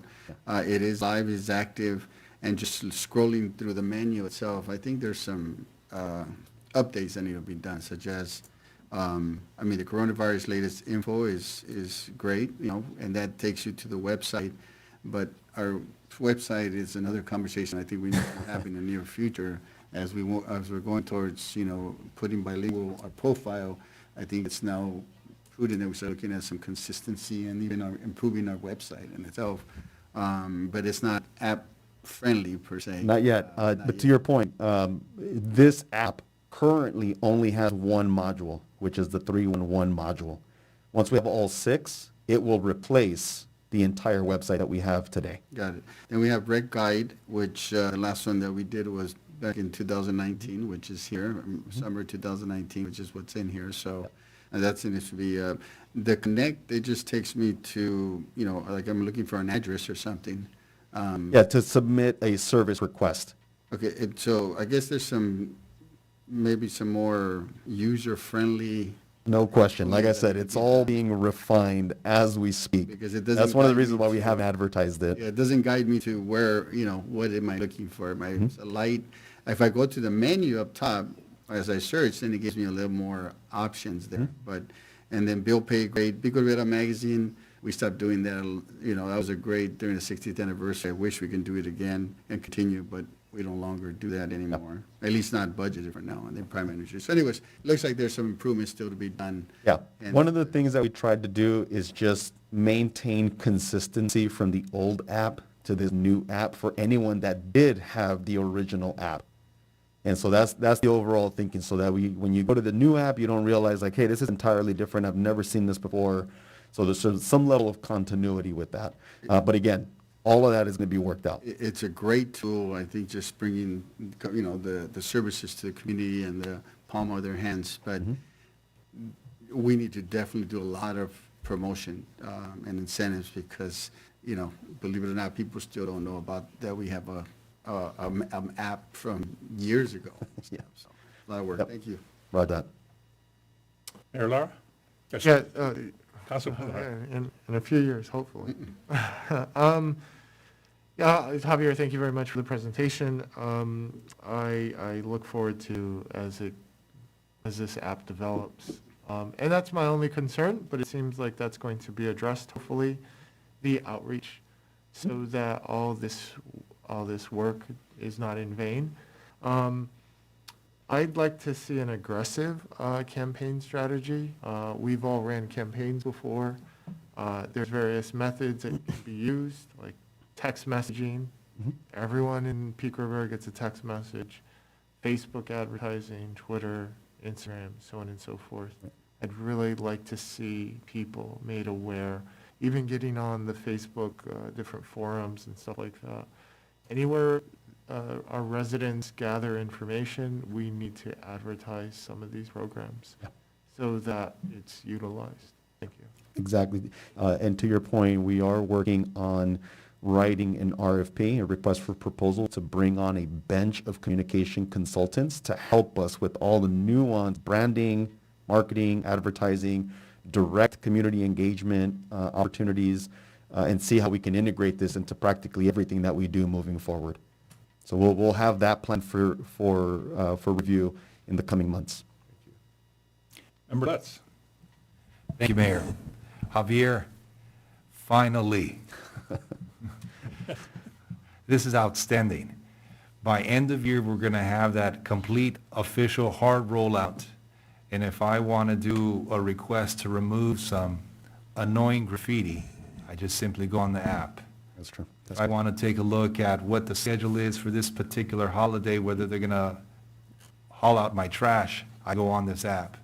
And if I'm a couple hours away from being late on my water bill, I can immediately pay it and not pay the late fee.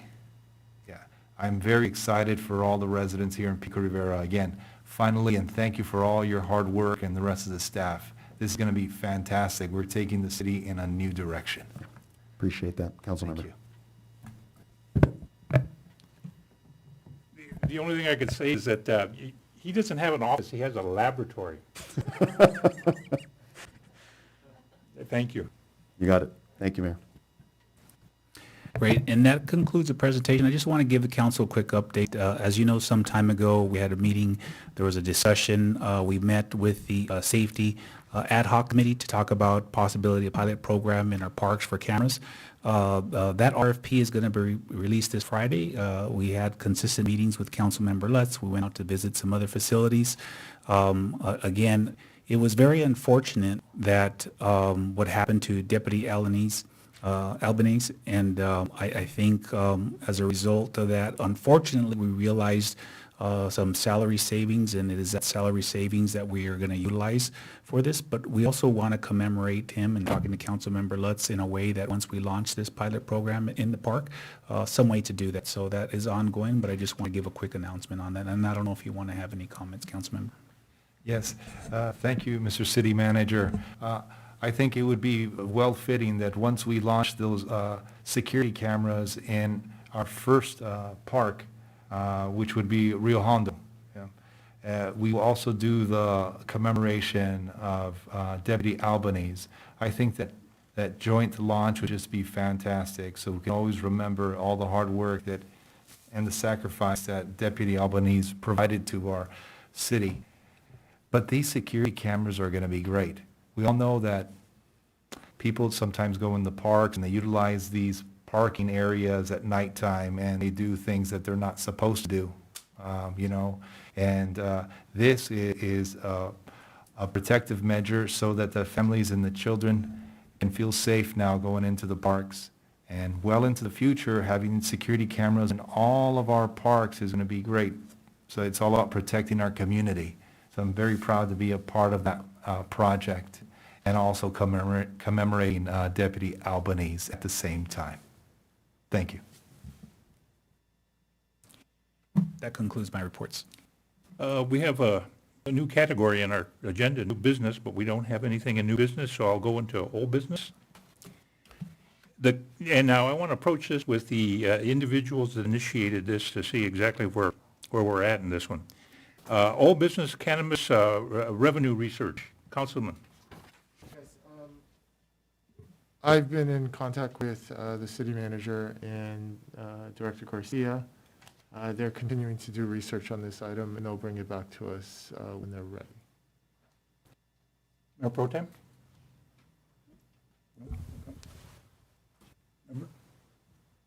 Member Lutz?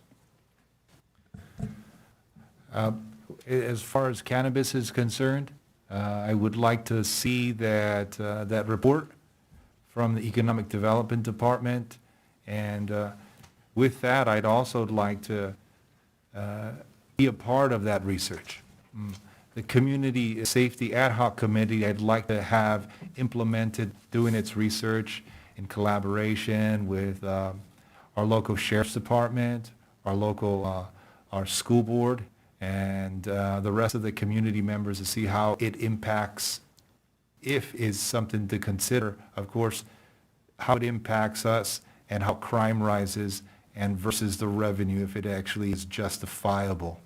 There's no doubt that the revenue stream provided by cannabis is alluring for all cities. But we also have to be cognizant of the fact of the negative drawbacks, potential violence, and crime rates that may possibly rise with the increase of revenue for the city. So it has to be a fine balance before the entire council makes a decision. And to make a decision, I think it'd be adequate to have the Community Safety Ad Hoc Committee provide input in this analysis process. Mayor Lutz, excuse me, I want to call you Mayor, so then there's no. Member Lutz. I agree with you. In fact, I think that it's important that the Public Safety Committee does work, because it is going to be a central issue. But I also want to incorporate some input here that we need to. I am not necessarily in agreement, with the situation right now. So what we have to do is that we have to incorporate, again, everyone's views in it. So I am going to request, that although the Public Safety Committee is going to be in charge, that you do have the community committee very involved in it. We have to touch every community organization on this, and we have to hear exactly what they have to say. Health. Health and wellness, yes.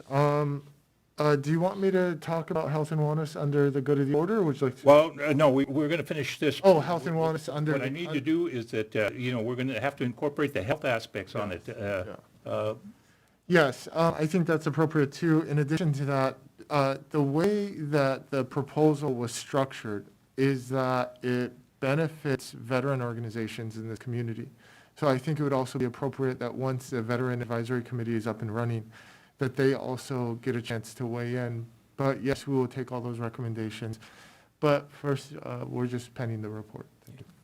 It's also going to have to incorporate, obviously, economic development. Is there any? Well, I think this touches all spectrums, so it's a quite relevant topic to discuss that. We have to look at it from all skill and perspectives. But this should be very public. Okay, the hearing should be very public. Again, incorporating every council, parent council, and so on into it. We need to hear from everyone. That's right, Mayor. So just off the top of my head, we're talking about the school board, the parent-teacher organizations, the veterans organizations, American Legions, the Sheriff's Department, the Community Watch, and also the seniors. We just want, and the business, the Chamber of Commerce, we want to get feedback from all organizations, all entities throughout the city to find out what is the positive and negative results of potentially acquiring cannabis businesses in the city. It's an extremely controversial topic. And some people are for it and some people are not for it. And as council members, we want to make sure that we do what is best for long-term community safety and balance with profit revenue generation for the city. It has to be a fine balance. So I will do what I can, and I'll go ahead and put in the time necessary, weekends, and whatever is necessary to provide a thorough analysis from the Community Safety Ad Hoc Committee. That's my commitment to the council and to the community of Pico Rivera, so that Pico Rivera can make a well-informed decision. Thank you. Okay. Local hire policy. Now, that's my initiative here. Most of the cities that I've taken a look at in terms of the economic recovery are implementing local hiring policies. Now, what I did was that I requested our legal counsel to come up with a defensible local hire policy. How have we done, counsel? Mayor and members of the City Council, my office has been studying this issue. It's been brought up before. I don't believe I have circulated to all the council or previous findings of cities such as Los Angeles, Pasadena, I believe Santa Monica, and others. As indicated before, the city currently has a labor workforce agreement in place with the unions, which also requires local hire. And we will present that to the council also for your review. We would anticipate bringing this back to the council with all hopes by the next meeting for discussion. Now, this is important because, again, what we did was that we had the opportunity of the city manager setting up a meeting with the trade unions. And what they were looking at was that if we could develop an agreement, the city with the school district, they could potentially put a training program, an apprentice training program that would prepare our residents and students for apprenticeship programs, which would put them on top of the list, the union list, in terms of job opportunities here. So, this is important because as a teacher of seniors, what I'm seeing is that there's there's been a drop. There's been a significant drop in terms of people applying for college. And what they're doing is that there's no trade programs available in it. So we might be providing in something that's very valuable. I know the councilman's been working on it, and we've been talking about it for a long time. So I think it's I know that it's critical that we establish this.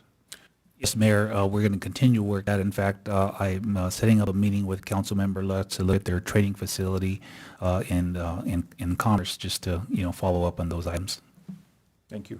Any questions? Any comments? Request for staff to research drought-tolerant plants, underwater subsidies. Who initiated that?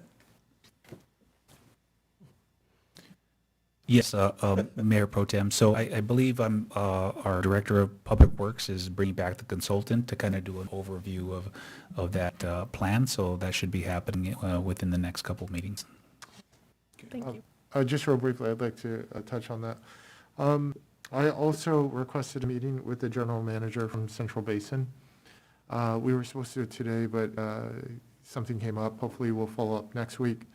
But we talked about expanding the recycled water infrastructure, because if you're going to have, plants, you need recycled water, especially in the several years of drought that California is experiencing.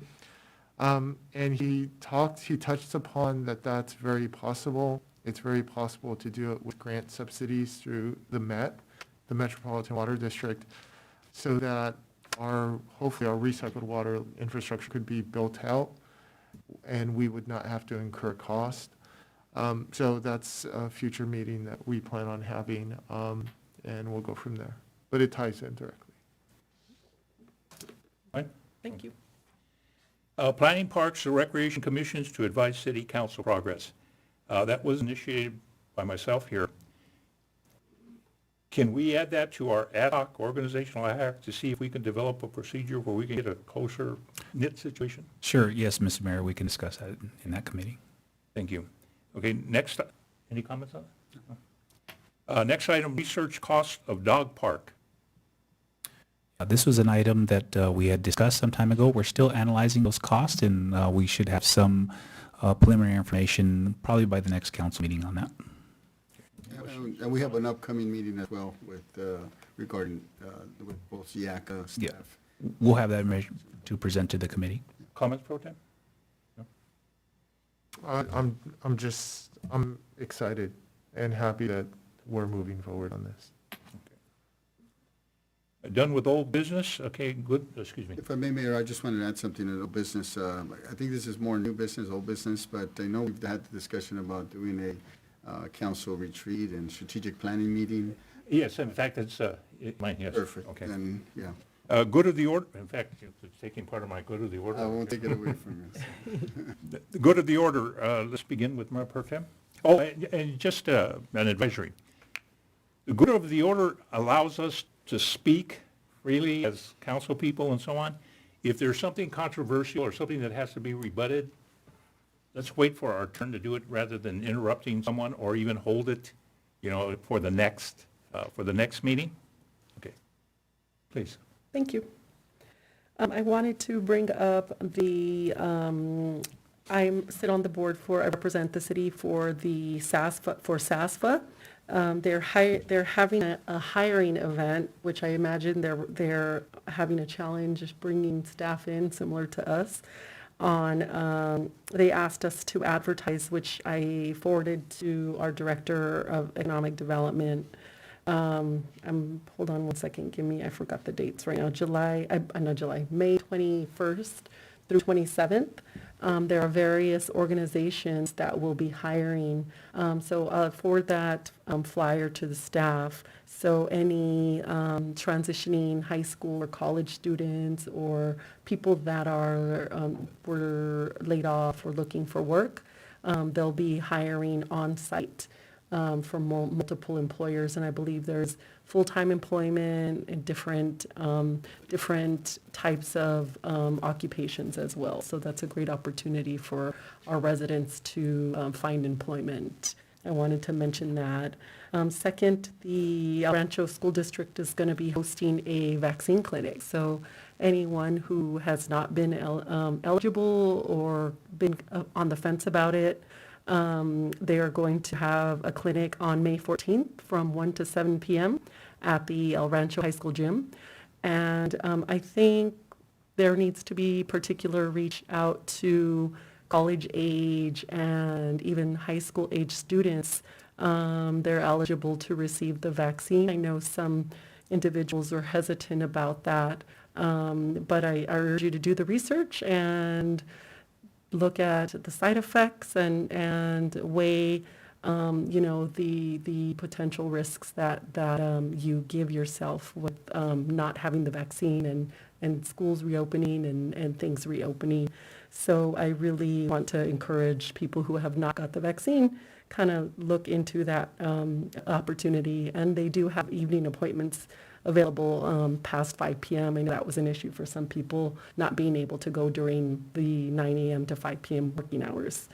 And then I wanted to mention, I've received some comments and inquiries regarding speeding on several of our streets that they're small residential streets, but they tend to be adjacent to busy streets. So for instance, Telegraph and Serapis Avenue, people are speeding through trying to get away from those little traffic corridors, or Washington Boulevard, the small stride streets trying to get away from traffic. And so this might be a question for our Public Works Director, Monica Heredia, but people sometimes think that a speed bump is the solution to slow down speeding traffic. I think equally the traffic sheriff's deputies out there slows traffic instantly. But what would be a process if residents feel that they need a speed bump on their street? And how do we determine what's better? Where do we put the sheriffs out there versus a speed bump? And I think now with things opening and there's more traffic that is returning. So that's a question, I guess, for both of them. I can just provide an update on the traffic calming policies that we've been working on. We should be bringing that back to council pretty soon, but it's pretty detailed as to what the process is. And there's requirements to have one in place. So, but it's all spelled out in the guidelines, and we'll be presenting that to council pretty soon. Thank you. And regarding the traffic deputies in terms of ticketing and speeding. Sure. So with regards to what we're able to do, we get complaints, comments, requests often, and they can come from anyone from council, anyone from the city, anyone, a citizen, an employee from the city, anybody, and we get those quite often. So what we will do right now, we've got one motor deputy, and of course we've got deputies on all three shifts, but our motorcycle program has taken a little bit of a hit in the last few months, and so we are working on building that back up. And as you stated, it actually is very effective. The most recent complaint that we had was as soon as he went out there and posted up, immediately the cars that were coming into the city slowed down. And so it is a very effective measure. And one of the things that's helpful, not only with the location of the speeders, is the times. And so typically it's business hours, in the morning on the way to work, and then of course in the evening on the way home. And so they are able to, or he at this time, we have Deputy Adrian Garcia, he is able to modify his hours according to what the needs of the city are. So as long as we know, it's something we can definitely address. Thank you. So residents can call the Sheriff's Department, the non-emergency line, if they feel someone is speeding, and request a traffic deputy to come out? Sure, absolutely. If it happens to be a time where the motor deputy doesn't happen to be available, they can call the business line at any point and say, hey, we got those calls a lot, especially when schools were in. So they would go to specific school sites depending on where the the number of complaints were. And even if like I said, even if the motor deputy is not available, we can send a school unit, depending on, calls for service and availability, a regular unit to wherever the area is. Great, thank you. The complaint I received was specifically the Popeye's Chicken tends to be a hot spot. So right there on Serapis and Telegraph, apparently residents have been citing a lot of speeding going on when they're trying to get their chicken. Right out Were of there specific hours that they relayed to you? They didn't say specifically, but I just received a couple of messages regarding that. And then lastly, I wanted to comment regarding Mr. Sanchez's comments he sent regarding the golf course. And, I came out of Parks and Recreation, and I'm an advocate of the green spaces that we have. Few cities have a municipal public golf course, and I see this as a park on loan. Unfortunately, we are going to have to give part of it back. And it's a beautiful green space. If we don't maintain it, it's going to become brown, ugly, like people complaining about our medians. The people that live near the golf course are going to start complaining about that brown and ugly space. So I think I would like to see, he asked a question, how many residents utilize the golf course? We do have, I assume, a way of them tracking residents that play golf. But we also have a lot of things that people are using there. I see a lot of bikers using the parking lot and biking along the San Gabriel riverbed trail right there. And so we don't necessarily track how many residents are parking and using that facility to walk or bike that path. And I think rather than shut it down, because we know if we shut that down, we're going to get zero revenue. This is an enterprise. So although it hasn't been profitable for us, let's think of how we can get revenue from this park on loan while we have it. So maybe we start charging for parking to the bikers, or what are some other spaces that we use that it maybe not even just the golfers that are out there, and how can we think outside of the box and reuse and reclaim this space and possibly make a little bit of revenue out of it, because I feel if we shut it down, it's going to be unsightly, potentially a homeless encampment because of the proximity to the riverbed trail right there as well. So I would like to see if maybe staff could meet with the vendor to come up with numbers of residents that are patrons, and also, I don't know if we can measure, but how many people utilize that for the bike trail on a regular basis, and see how we could generate temporary revenue out of what we have remaining space. So, and that addresses Mr. Sanchez's question. We don't really know how many residents are utilizing that space, not just for golf, but for other recreational purposes. So thank you. That's it. Thank you, Mayor. Well, I'm looking forward to the traffic calming measures report, study recommendations, and see how we as a council can look and enhance all those, because I think, as been stated many times over here in the city council meetings, that speeding is one of the biggest issues and complaints we get here and unfortunately, when we send the motor patrols, they're very effective for that moment, and then it continues, right? But we need to definitely start digging in and seeing exactly what these traffic calming measures would be, whether it's speed bumps, humps, bulb outs, street closures. I think it's time for us to really dive into that issue. And I'm glad that assessment was done.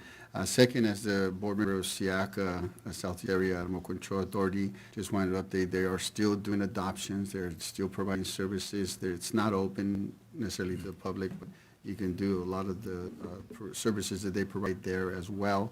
In addition to that, just been, of course, as we mentioned, we've been talking about the dog park. We have an upcoming meeting with the general manager staff and Councilmember Lutz and myself. But in addition to that, as far as the vaccinations that are done at SIACA, I wanted to push for them to do them here and come to the cities to provide these services. So we will be having some Pico Rivera vaccination clinics facilitated by Vet Care, and they'll be coming up. I know we talked to Parks and Recs June 20th and July 18th, which is something that is being scheduled through SIACA to provide the vaccination for our friendly city. And then as far as, I know there's been a lot of discussions with parks, just want to general comment that with the closure and the Whittier Dam Safety Improvement Project from the Streamland Park to the golf course to the Pico Rivera Sports Arena recreation area, I mean, we're going to lose, if I understand correctly, about 40% of our total green space, right? So it's almost half. Almost half, 50%. So I know it's a big challenge, and especially when we have many user groups currently utilizing our facilities, but recreation and green space is something we got to figure out, and I know that, and I said before, the collaboration we did with Bio Pico School, with the school board, I do believe that there are other opportunities available there. We're collaborating then with their green space that are underutilized based on the closures of some of the school sites. I think it's something that we definitely have to engage. And lastly, on the economic development front, ad hoc, I'm glad to hear from Director Garcia that the business grant programs and applications are going well. And it's a process that we're going through, so that's great. And then lastly, I've been working on two fronts with staff on, as the mayor mentioned, about the local hire. We're talking about two items that I've been working with one of the board members of El Rancho Unified School District related to the workforce development and apprenticeship program. The goal is to identify all apprenticeship programs available to us, and working with the Orange County, Los Angeles Trade and Construction Council that incorporates IBW, carpenters, plumbers, and so forth and so on, and what trades are being available, and the collaboration is going on with the school district, Rio Hondo College, and identify and promote to our community to increase the labor pool of local hires. In addition to that, the workforce development aspect of it is trying to create these pathways for individuals in these new sector industries, whether it be health, transportation, energy. I mean, these, as you read the reports, COVID, and what the new economy is going to bring us, and what the new workforce development and skills you're going to need, we've got to make sure we understand that we cannot continue providing the same trainings and programs of yesterday's employment. And we have to make sure that both our community college and even through their or ROP program that is with the school district, and even satellite campuses or adult education, that we geared some of these long-term programs that are going to benefit our community as a whole. And we just had brought in Rio Hondo College, had a call with some of their business team to where they even said, look, we can develop programs and training that is catered specifically to the business itself. So we're going to work towards trying to understand what the needs out there of the community, and provide that training at the facility, the business, provide the training here in city facility or a school district facility. But those are more long-term, but it's, again, two components. Identify the apprenticeship program to get folks of all ages into that path, and by identifying and promoting, but two, develop a longer-term workforce development aspect and guide our youth into some of these pathways and stuff. So that's kind of, we're working on that. And then lastly, working with staff is, we've been talking about promoting what we have, what is working, the pipeline, and telling that story, right? And so we've heard, based on the capital improvement projects that have been presented, the economic development opportunity, in the next couple of years, we have a lot of projects in the pipeline, and we got to tell that story. Yeah. And I think part of that first layer of economic development and recovery, and hearing that the budget, today's presentation on the budget is going well, we got to get, we're working towards that layer, and then layer that on top of the 2 to 5 year, 10-year plan, that then we can, as a whole, as a council, start looking at, okay, is there a downtown that we got to look at, with the goal line coming in on Washington Boulevard, with everything happening on Whittier Boulevard, which, on Rosemead development. There's so many other potentials that, and with the legislative laws that are being taken place, that is pushing more housing on us, more density, we are going to adapt and grow economically, or we're going to become obsolete and I don't want to mention a city, but they get designated as a sleepy town and boring city designation, and we don't want to be that. But anyways, that's kind of where we're working on towards economic development. I take a little too much time, but that's it for my report, Mr. Mayor. Thank you. Councilman, Laura? Yes. Thank you. I just briefly want to comment on the Health and Wellness Committee met.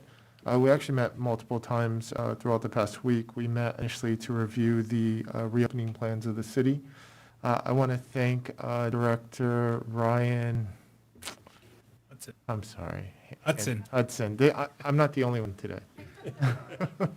I want to thank Director Hudson. I want to thank City Manager Carmona, and also Pam Ugart. But it was primarily Director Hudson, who stays on top of Cal OSHA, the CDC, California Department of Public Health, the LA County Department of Public Health, and tries to balance all of those policies and procedures and safety guidelines they put in place, along with just the amount of staff that we have that seems to be kind of constraining our ability to open in a safe way, right? Safety is paramount. And so I want to thank you for really being on top of your game and guiding the city forward, and also being willing to say, hey, we're not ready to open on the initial date that we're going to push it back to June 1st. And then it's layered, even with the senior center. They're not necessarily opening June 1st. They're going to wait until they're ready to open and do it in a safe and responsible manner. Also, we talked about the potential for a booster dose for the vaccine. That's, I think, a real possibility that we will see. They're giving booster doses for the COVID-19 vaccine to those who were part of the initial trials. And I mentioned that we need to make sure that those seniors that we reached out, provided rights to, that we reached out and advocated on their behalf to get vaccinated, that we keep that list. So that if this booster dose comes around, we can go ahead and advocate for them once again. Along with, I'm hearing the Sheriff's Department with their Homebound program is in our community. They're reaching out to this vulnerable population. We need to kind of think about maybe pulling all these lists to see who they helped so that we combine and make one master list so that when it comes around. We did a retrospective question and discussion about, the things that the city did to advocate on behalf, primarily our seniors, when the vaccine came out. And I'd like to thank staff. I'd like to thank our volunteers, because they really went above and beyond. They really scraped, they really looked under every nook and cranny to try to get vaccines for our seniors, and just kudos to them. And they cared. And I think that's what that video demonstrated, is that there's a genuine sense of caring and love and respect for our seniors. So thank you. So that was the Health and Wellness Committee.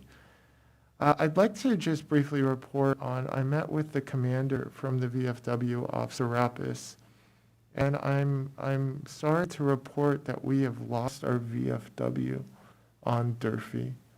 COVID, along with the construction, they had to close. And that's sad, because that's been there for decades. As we know, this community was built by veterans. So having that discussion with Commander Ortiz, he mentioned something that I'd like to get behind as a city. He talked about putting together a veteran census. They have approximately, at his VFW, they have approximately 350 members. Maybe about 130 of those are actually Pico Rivera residents. We know that based upon census data, there's approximately 1,300 to 1,500 veterans that reside in the city of Pico Rivera. He needs help in putting together and implementing this census. So I'd like to make a motion that the city of Pico Rivera collaborates with Commander Ortiz from the VFW, Officer Rappis. I can't remember the outpost number right now off the top of my head, but we all know which one I'm talking about. So I'd like to get a second so that the city collaborates with them, using our social media, using our expertise, in outreach and give them some guidance in terms of opening up this line of communication to aiding them with their census. So your move is to agendize it in new business? Well, yeah, my motion is really to direct staff to do some initial discussion with the commander from that VFW, and then potentially bring it back. We have to follow an order where it has to go first to the discussion and then the action. It has to go on the agenda. So, Okay, if so you then- would move to Yes, on the sir. agenda? Yes, sir. Do I have a second? I second. Great, thank you. The reason behind that is because of veterans, only about 10% use their resources, use their ability, their finances. Like, I have a family member who was exposed to Agent Orange when he was in Vietnam, and it was only the past 2 to 3 years that he was able to tap into the monetary resources that they give for Vietnam veterans that were exposed to Agent Orange. And it was through a cousin that told him, hey, you can get these. So their main concern is they need to do a census of the veterans. They'd like to get their names because they want to outreach to them. Not necessarily to join the VFW, Yeah. but to make sure that they have the resources. That's important. We don't want to. Moving on. Number 3, I want to thank the Community and Economic Development Director, Mike Garcia, along with Julia Gonzalez. There have been a number of businesses that have started to open up, particularly our establishments of entertainment. I want to thank them for being flexible, for working with them. There's rules, and I get it, there's rules, but there's amount of grace that can be given in the implementation of those rules. And I want to thank you for looking at businesses in those manner. They're just trying to get viable again. So I want to thank you for that. My concern is about the fireworks display. I mentioned this to the city manager. We're not slated to have a fireworks show this year. I get it, that was an implementation last year with the previous budget. We didn't know how hard it was going to hit us, but it seems like there's a small amount of surplus there. So that maybe staff can get back to us to see if it would be possible so that we have fireworks for the 4th of July. I think that's something significant. Lastly, and I just put this topic on there, and I'm just going to mention this, I just want to throw this out into the universe. Over on the East Coast, there was a cyber attack on a gasoline line, and there's a state of emergency that has just been issued for the states of Florida, Alabama, Georgia, and a few others, because that cyber attack has crippled their ability to transport gasoline. And there are gas stations without gasoline. I'm not so much concerned about gasoline. I'm concerned about our electrical grid and the vulnerabilities that present to cyber attack, and in particular, our water system. Without our ability to provide electricity to our water pumps, we would not be able to operate. I understand that we have generators, but those generators are typically run off diesel gasoline. And if there's no electricity, then the pumps at the gas stations will not be able to work to pump that gasoline so that we could refill those generators. Human beings can only go 72 hours without drinking water. We can go several days without food.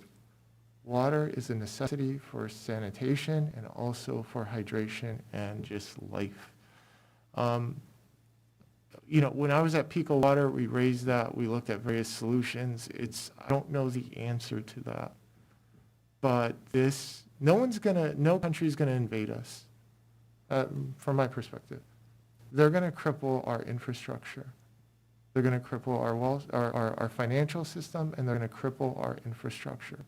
Our electricity is a big one. So I just wanted to throw that out there. There's a really good book by Dan Rather. It's called Lights Out, and he discusses this issue if anyone wants to read more. But I just wanted to throw my concern out there. And lastly, about the golf course, my concern is that it's a potential $500,000 black hole. And you know, talking to some people about the fireworks show, and they presented a good argument. They said, look, we could spend $70,000 on fireworks, or we could spend $70,000 on rehabbing the senior kitchen. And right? So using that same logic, we could save $500,000 by just closing the golf course. I'm not saying that's something I want to do, but it's just a lot of money that I think is just out there.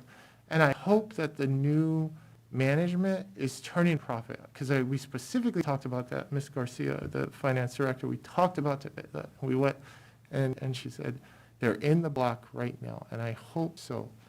But if it's going to be a $500,000 deficit, we need to use that same logic and say that $500,000 can, or that money can go somewhere else. Okay. Thank you. Member Lutz. Thank you, Mayor. I did want to highlight our local sheriff's department, and this past May 1st, there was a catalytic converter anti-theft etching program that was started by Lieutenant Hutak. And I went and visited, and I went with my car that I have, my second car. And unfortunately for me, that car already comes with some device that protects the catalytic converter. But not everybody has, I guess, these newer cars that they've already implemented these new devices to protect the catalytic converters. And when I went there, they went ahead and provided that etching mechanism for the residents, as well as people not necessarily residents of Pico Rivera. And I understand, Lieutenant, that there will be possibly a second round for those that didn't make the first round. I know myself and the rest of the council members got questions about when is it going to happen again, because that's a really great opportunity for our local residents. And Lieutenant, thank you, and also if you can give a little more explanation on that. Well, as far as the date, I can get back to you when we schedule the second one. The first one was successful, and the number of people that we scheduled, we booked very quickly. I believe we talked about this a little bit at the last meeting, and with how smoothly everything ran, we found that we will be able to accommodate many more than we initially had planned for. So the catalytic converter itself is etched with the license plate number of the car, which will assist when it comes to recovery. So and we actually have had a few recent arrests for people in possessions of catalytic converters. So if we are able to make contact with those victims, then that's something that we can definitely, a crime that we can prosecute, and at least we can provide a catalytic converter back to the rightful owner. And one of the other things that's done is an acid etching is done to the back window, and what that does is the VIN number for most cars are found in certain specific places on vehicles, and when it comes to parting vehicles, when vehicles are stolen and they're taken apart for parts, having identifiable parts is simple for some of the parts that are already marked. For other parts that are not marked, it's more difficult. So by having that edging on the back window, it allows for another area that's not readily seen, like it would be up in the front dashboard where everybody knows that the VIN number is in the dashboard, within the VIN number in another alternate location that's not easily visible to just anyone. It allows the deputy or officer, whoever makes contact with the vehicle, to compare the plate with the VIN number of the car to ensure that everything jives. So hopefully that makes sense. Yes. Thank you, Lieutenant. And I also wanted just to address all the residents of our city that the good times are coming. We're literally 60 days away from things going back to some normalcy. Our parks are going to open up, and we're working on several different projects, possible dog park that's going to come in the future in the upcoming years. We're also working on a commemorative bronze a statue for those that have lost their lives to COVID-19 here in our city, and many other projects. And each one of us here on the council, we're working in unison to be fiscally responsible as a community, leaders, as well as the staff here. And slowly but surely, we're making progress, and I want to thank all that have been a part of this effort. And together, we're going to be better and going into the 21st century. Thank you. See, I did have comments on the bonds, but the bonds were not on the agenda, so I apologize for anyone that was waiting for my comments. I have a couple of housekeeping items here. When are we going to get the photos of our new councilman up? I believe we trying to schedule that, and it's really dependent upon the members to take pictures, so. Well, it's been them? No. Well, I took my picture, and I think there was some miscommunication about which picture I wanted. And then I thought I told them on that day, oh, just take that one. You can't take Brad Pitt, that's mine. Yeah, I know. Trust me, I keep the mask on for a reason. So then our executive secretary, Sandcastro, reached out to me and wrote me an email and said, hey, you haven't picked a picture. And I said, oh, okay. I said, well, look, Sandra, just pick one for me. So she picked one. So I don't know, that from my perspective. So. Not a selfie, is it? Yeah, right. Councilman Lutz, what? I think we'll be ready to roll those out when all the parks open up, and both pictures will be there, and all 5 pictures will be ready to go. Okay, great. We'll have that taken care of. Great. Okay, the other housekeeping item is that I need to get a date from you. We have a couple of events here that we've been trying to get your feedback on, and the city manager has been bothering me. And some time ago, Councilman Camacho had suggested or recommended that we have a council retreat.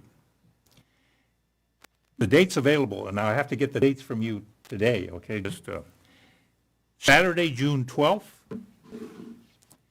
Friday, July 9th, Saturday, July 10th. I'm going to get a date. Okay, Mayor, if I may, so long as we do it before the new fiscal year starts, because I believe that the topics we'll discuss are important to discuss prior to the fiscal year starting. And when does that fiscal year start? July 1st. July 3rd? 1st. 1st. So it would have to be Saturday? June 12th as our option. Okay. Let me ask council. Council, are we going to adhere to the Brown Act with this retreat, or?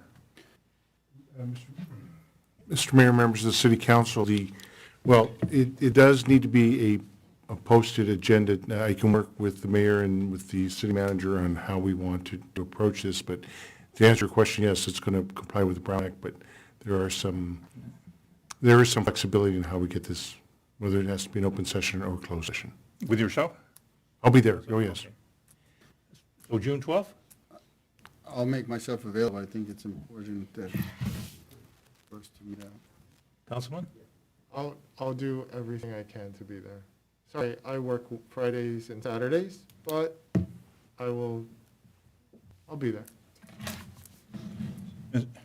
Okay. Saturday, June 12th. Yes, Mayor, and then just to let council know that we are still having our one-on-ones with you, so the idea is to get the budget adopted at a certain time frame. So just want to keep that in mind, but yes, I will be there. The other important date is the historic meeting with the school district, the El Rancho Unified School District. We're planning a joint meeting, and the dates that are available are Thursday, June 3rd at 6 o'clock, or Thursday, June 17th at 6 o'clock. Which one, Council? The dates one more time? Thursday, June 3rd at 6 o'clock. Thursday, June 17th at 6. I like the 17th, Mayor. The 17th, it's the same here. Which one? I like the 17th. I like the 17th. The 17th? The 17th? 17th. Mayor Pro Tem? Can you make, June 17th, okay? So you have the two dates, please write it down, okay? Just, I'm busy. I'm just kidding. That was a joke. okay. All right, well, council, a closed session? Yes, Mr. Mayor, we do have one item under conference with labor negotiators. It's appropriate to recess into closed session at this time.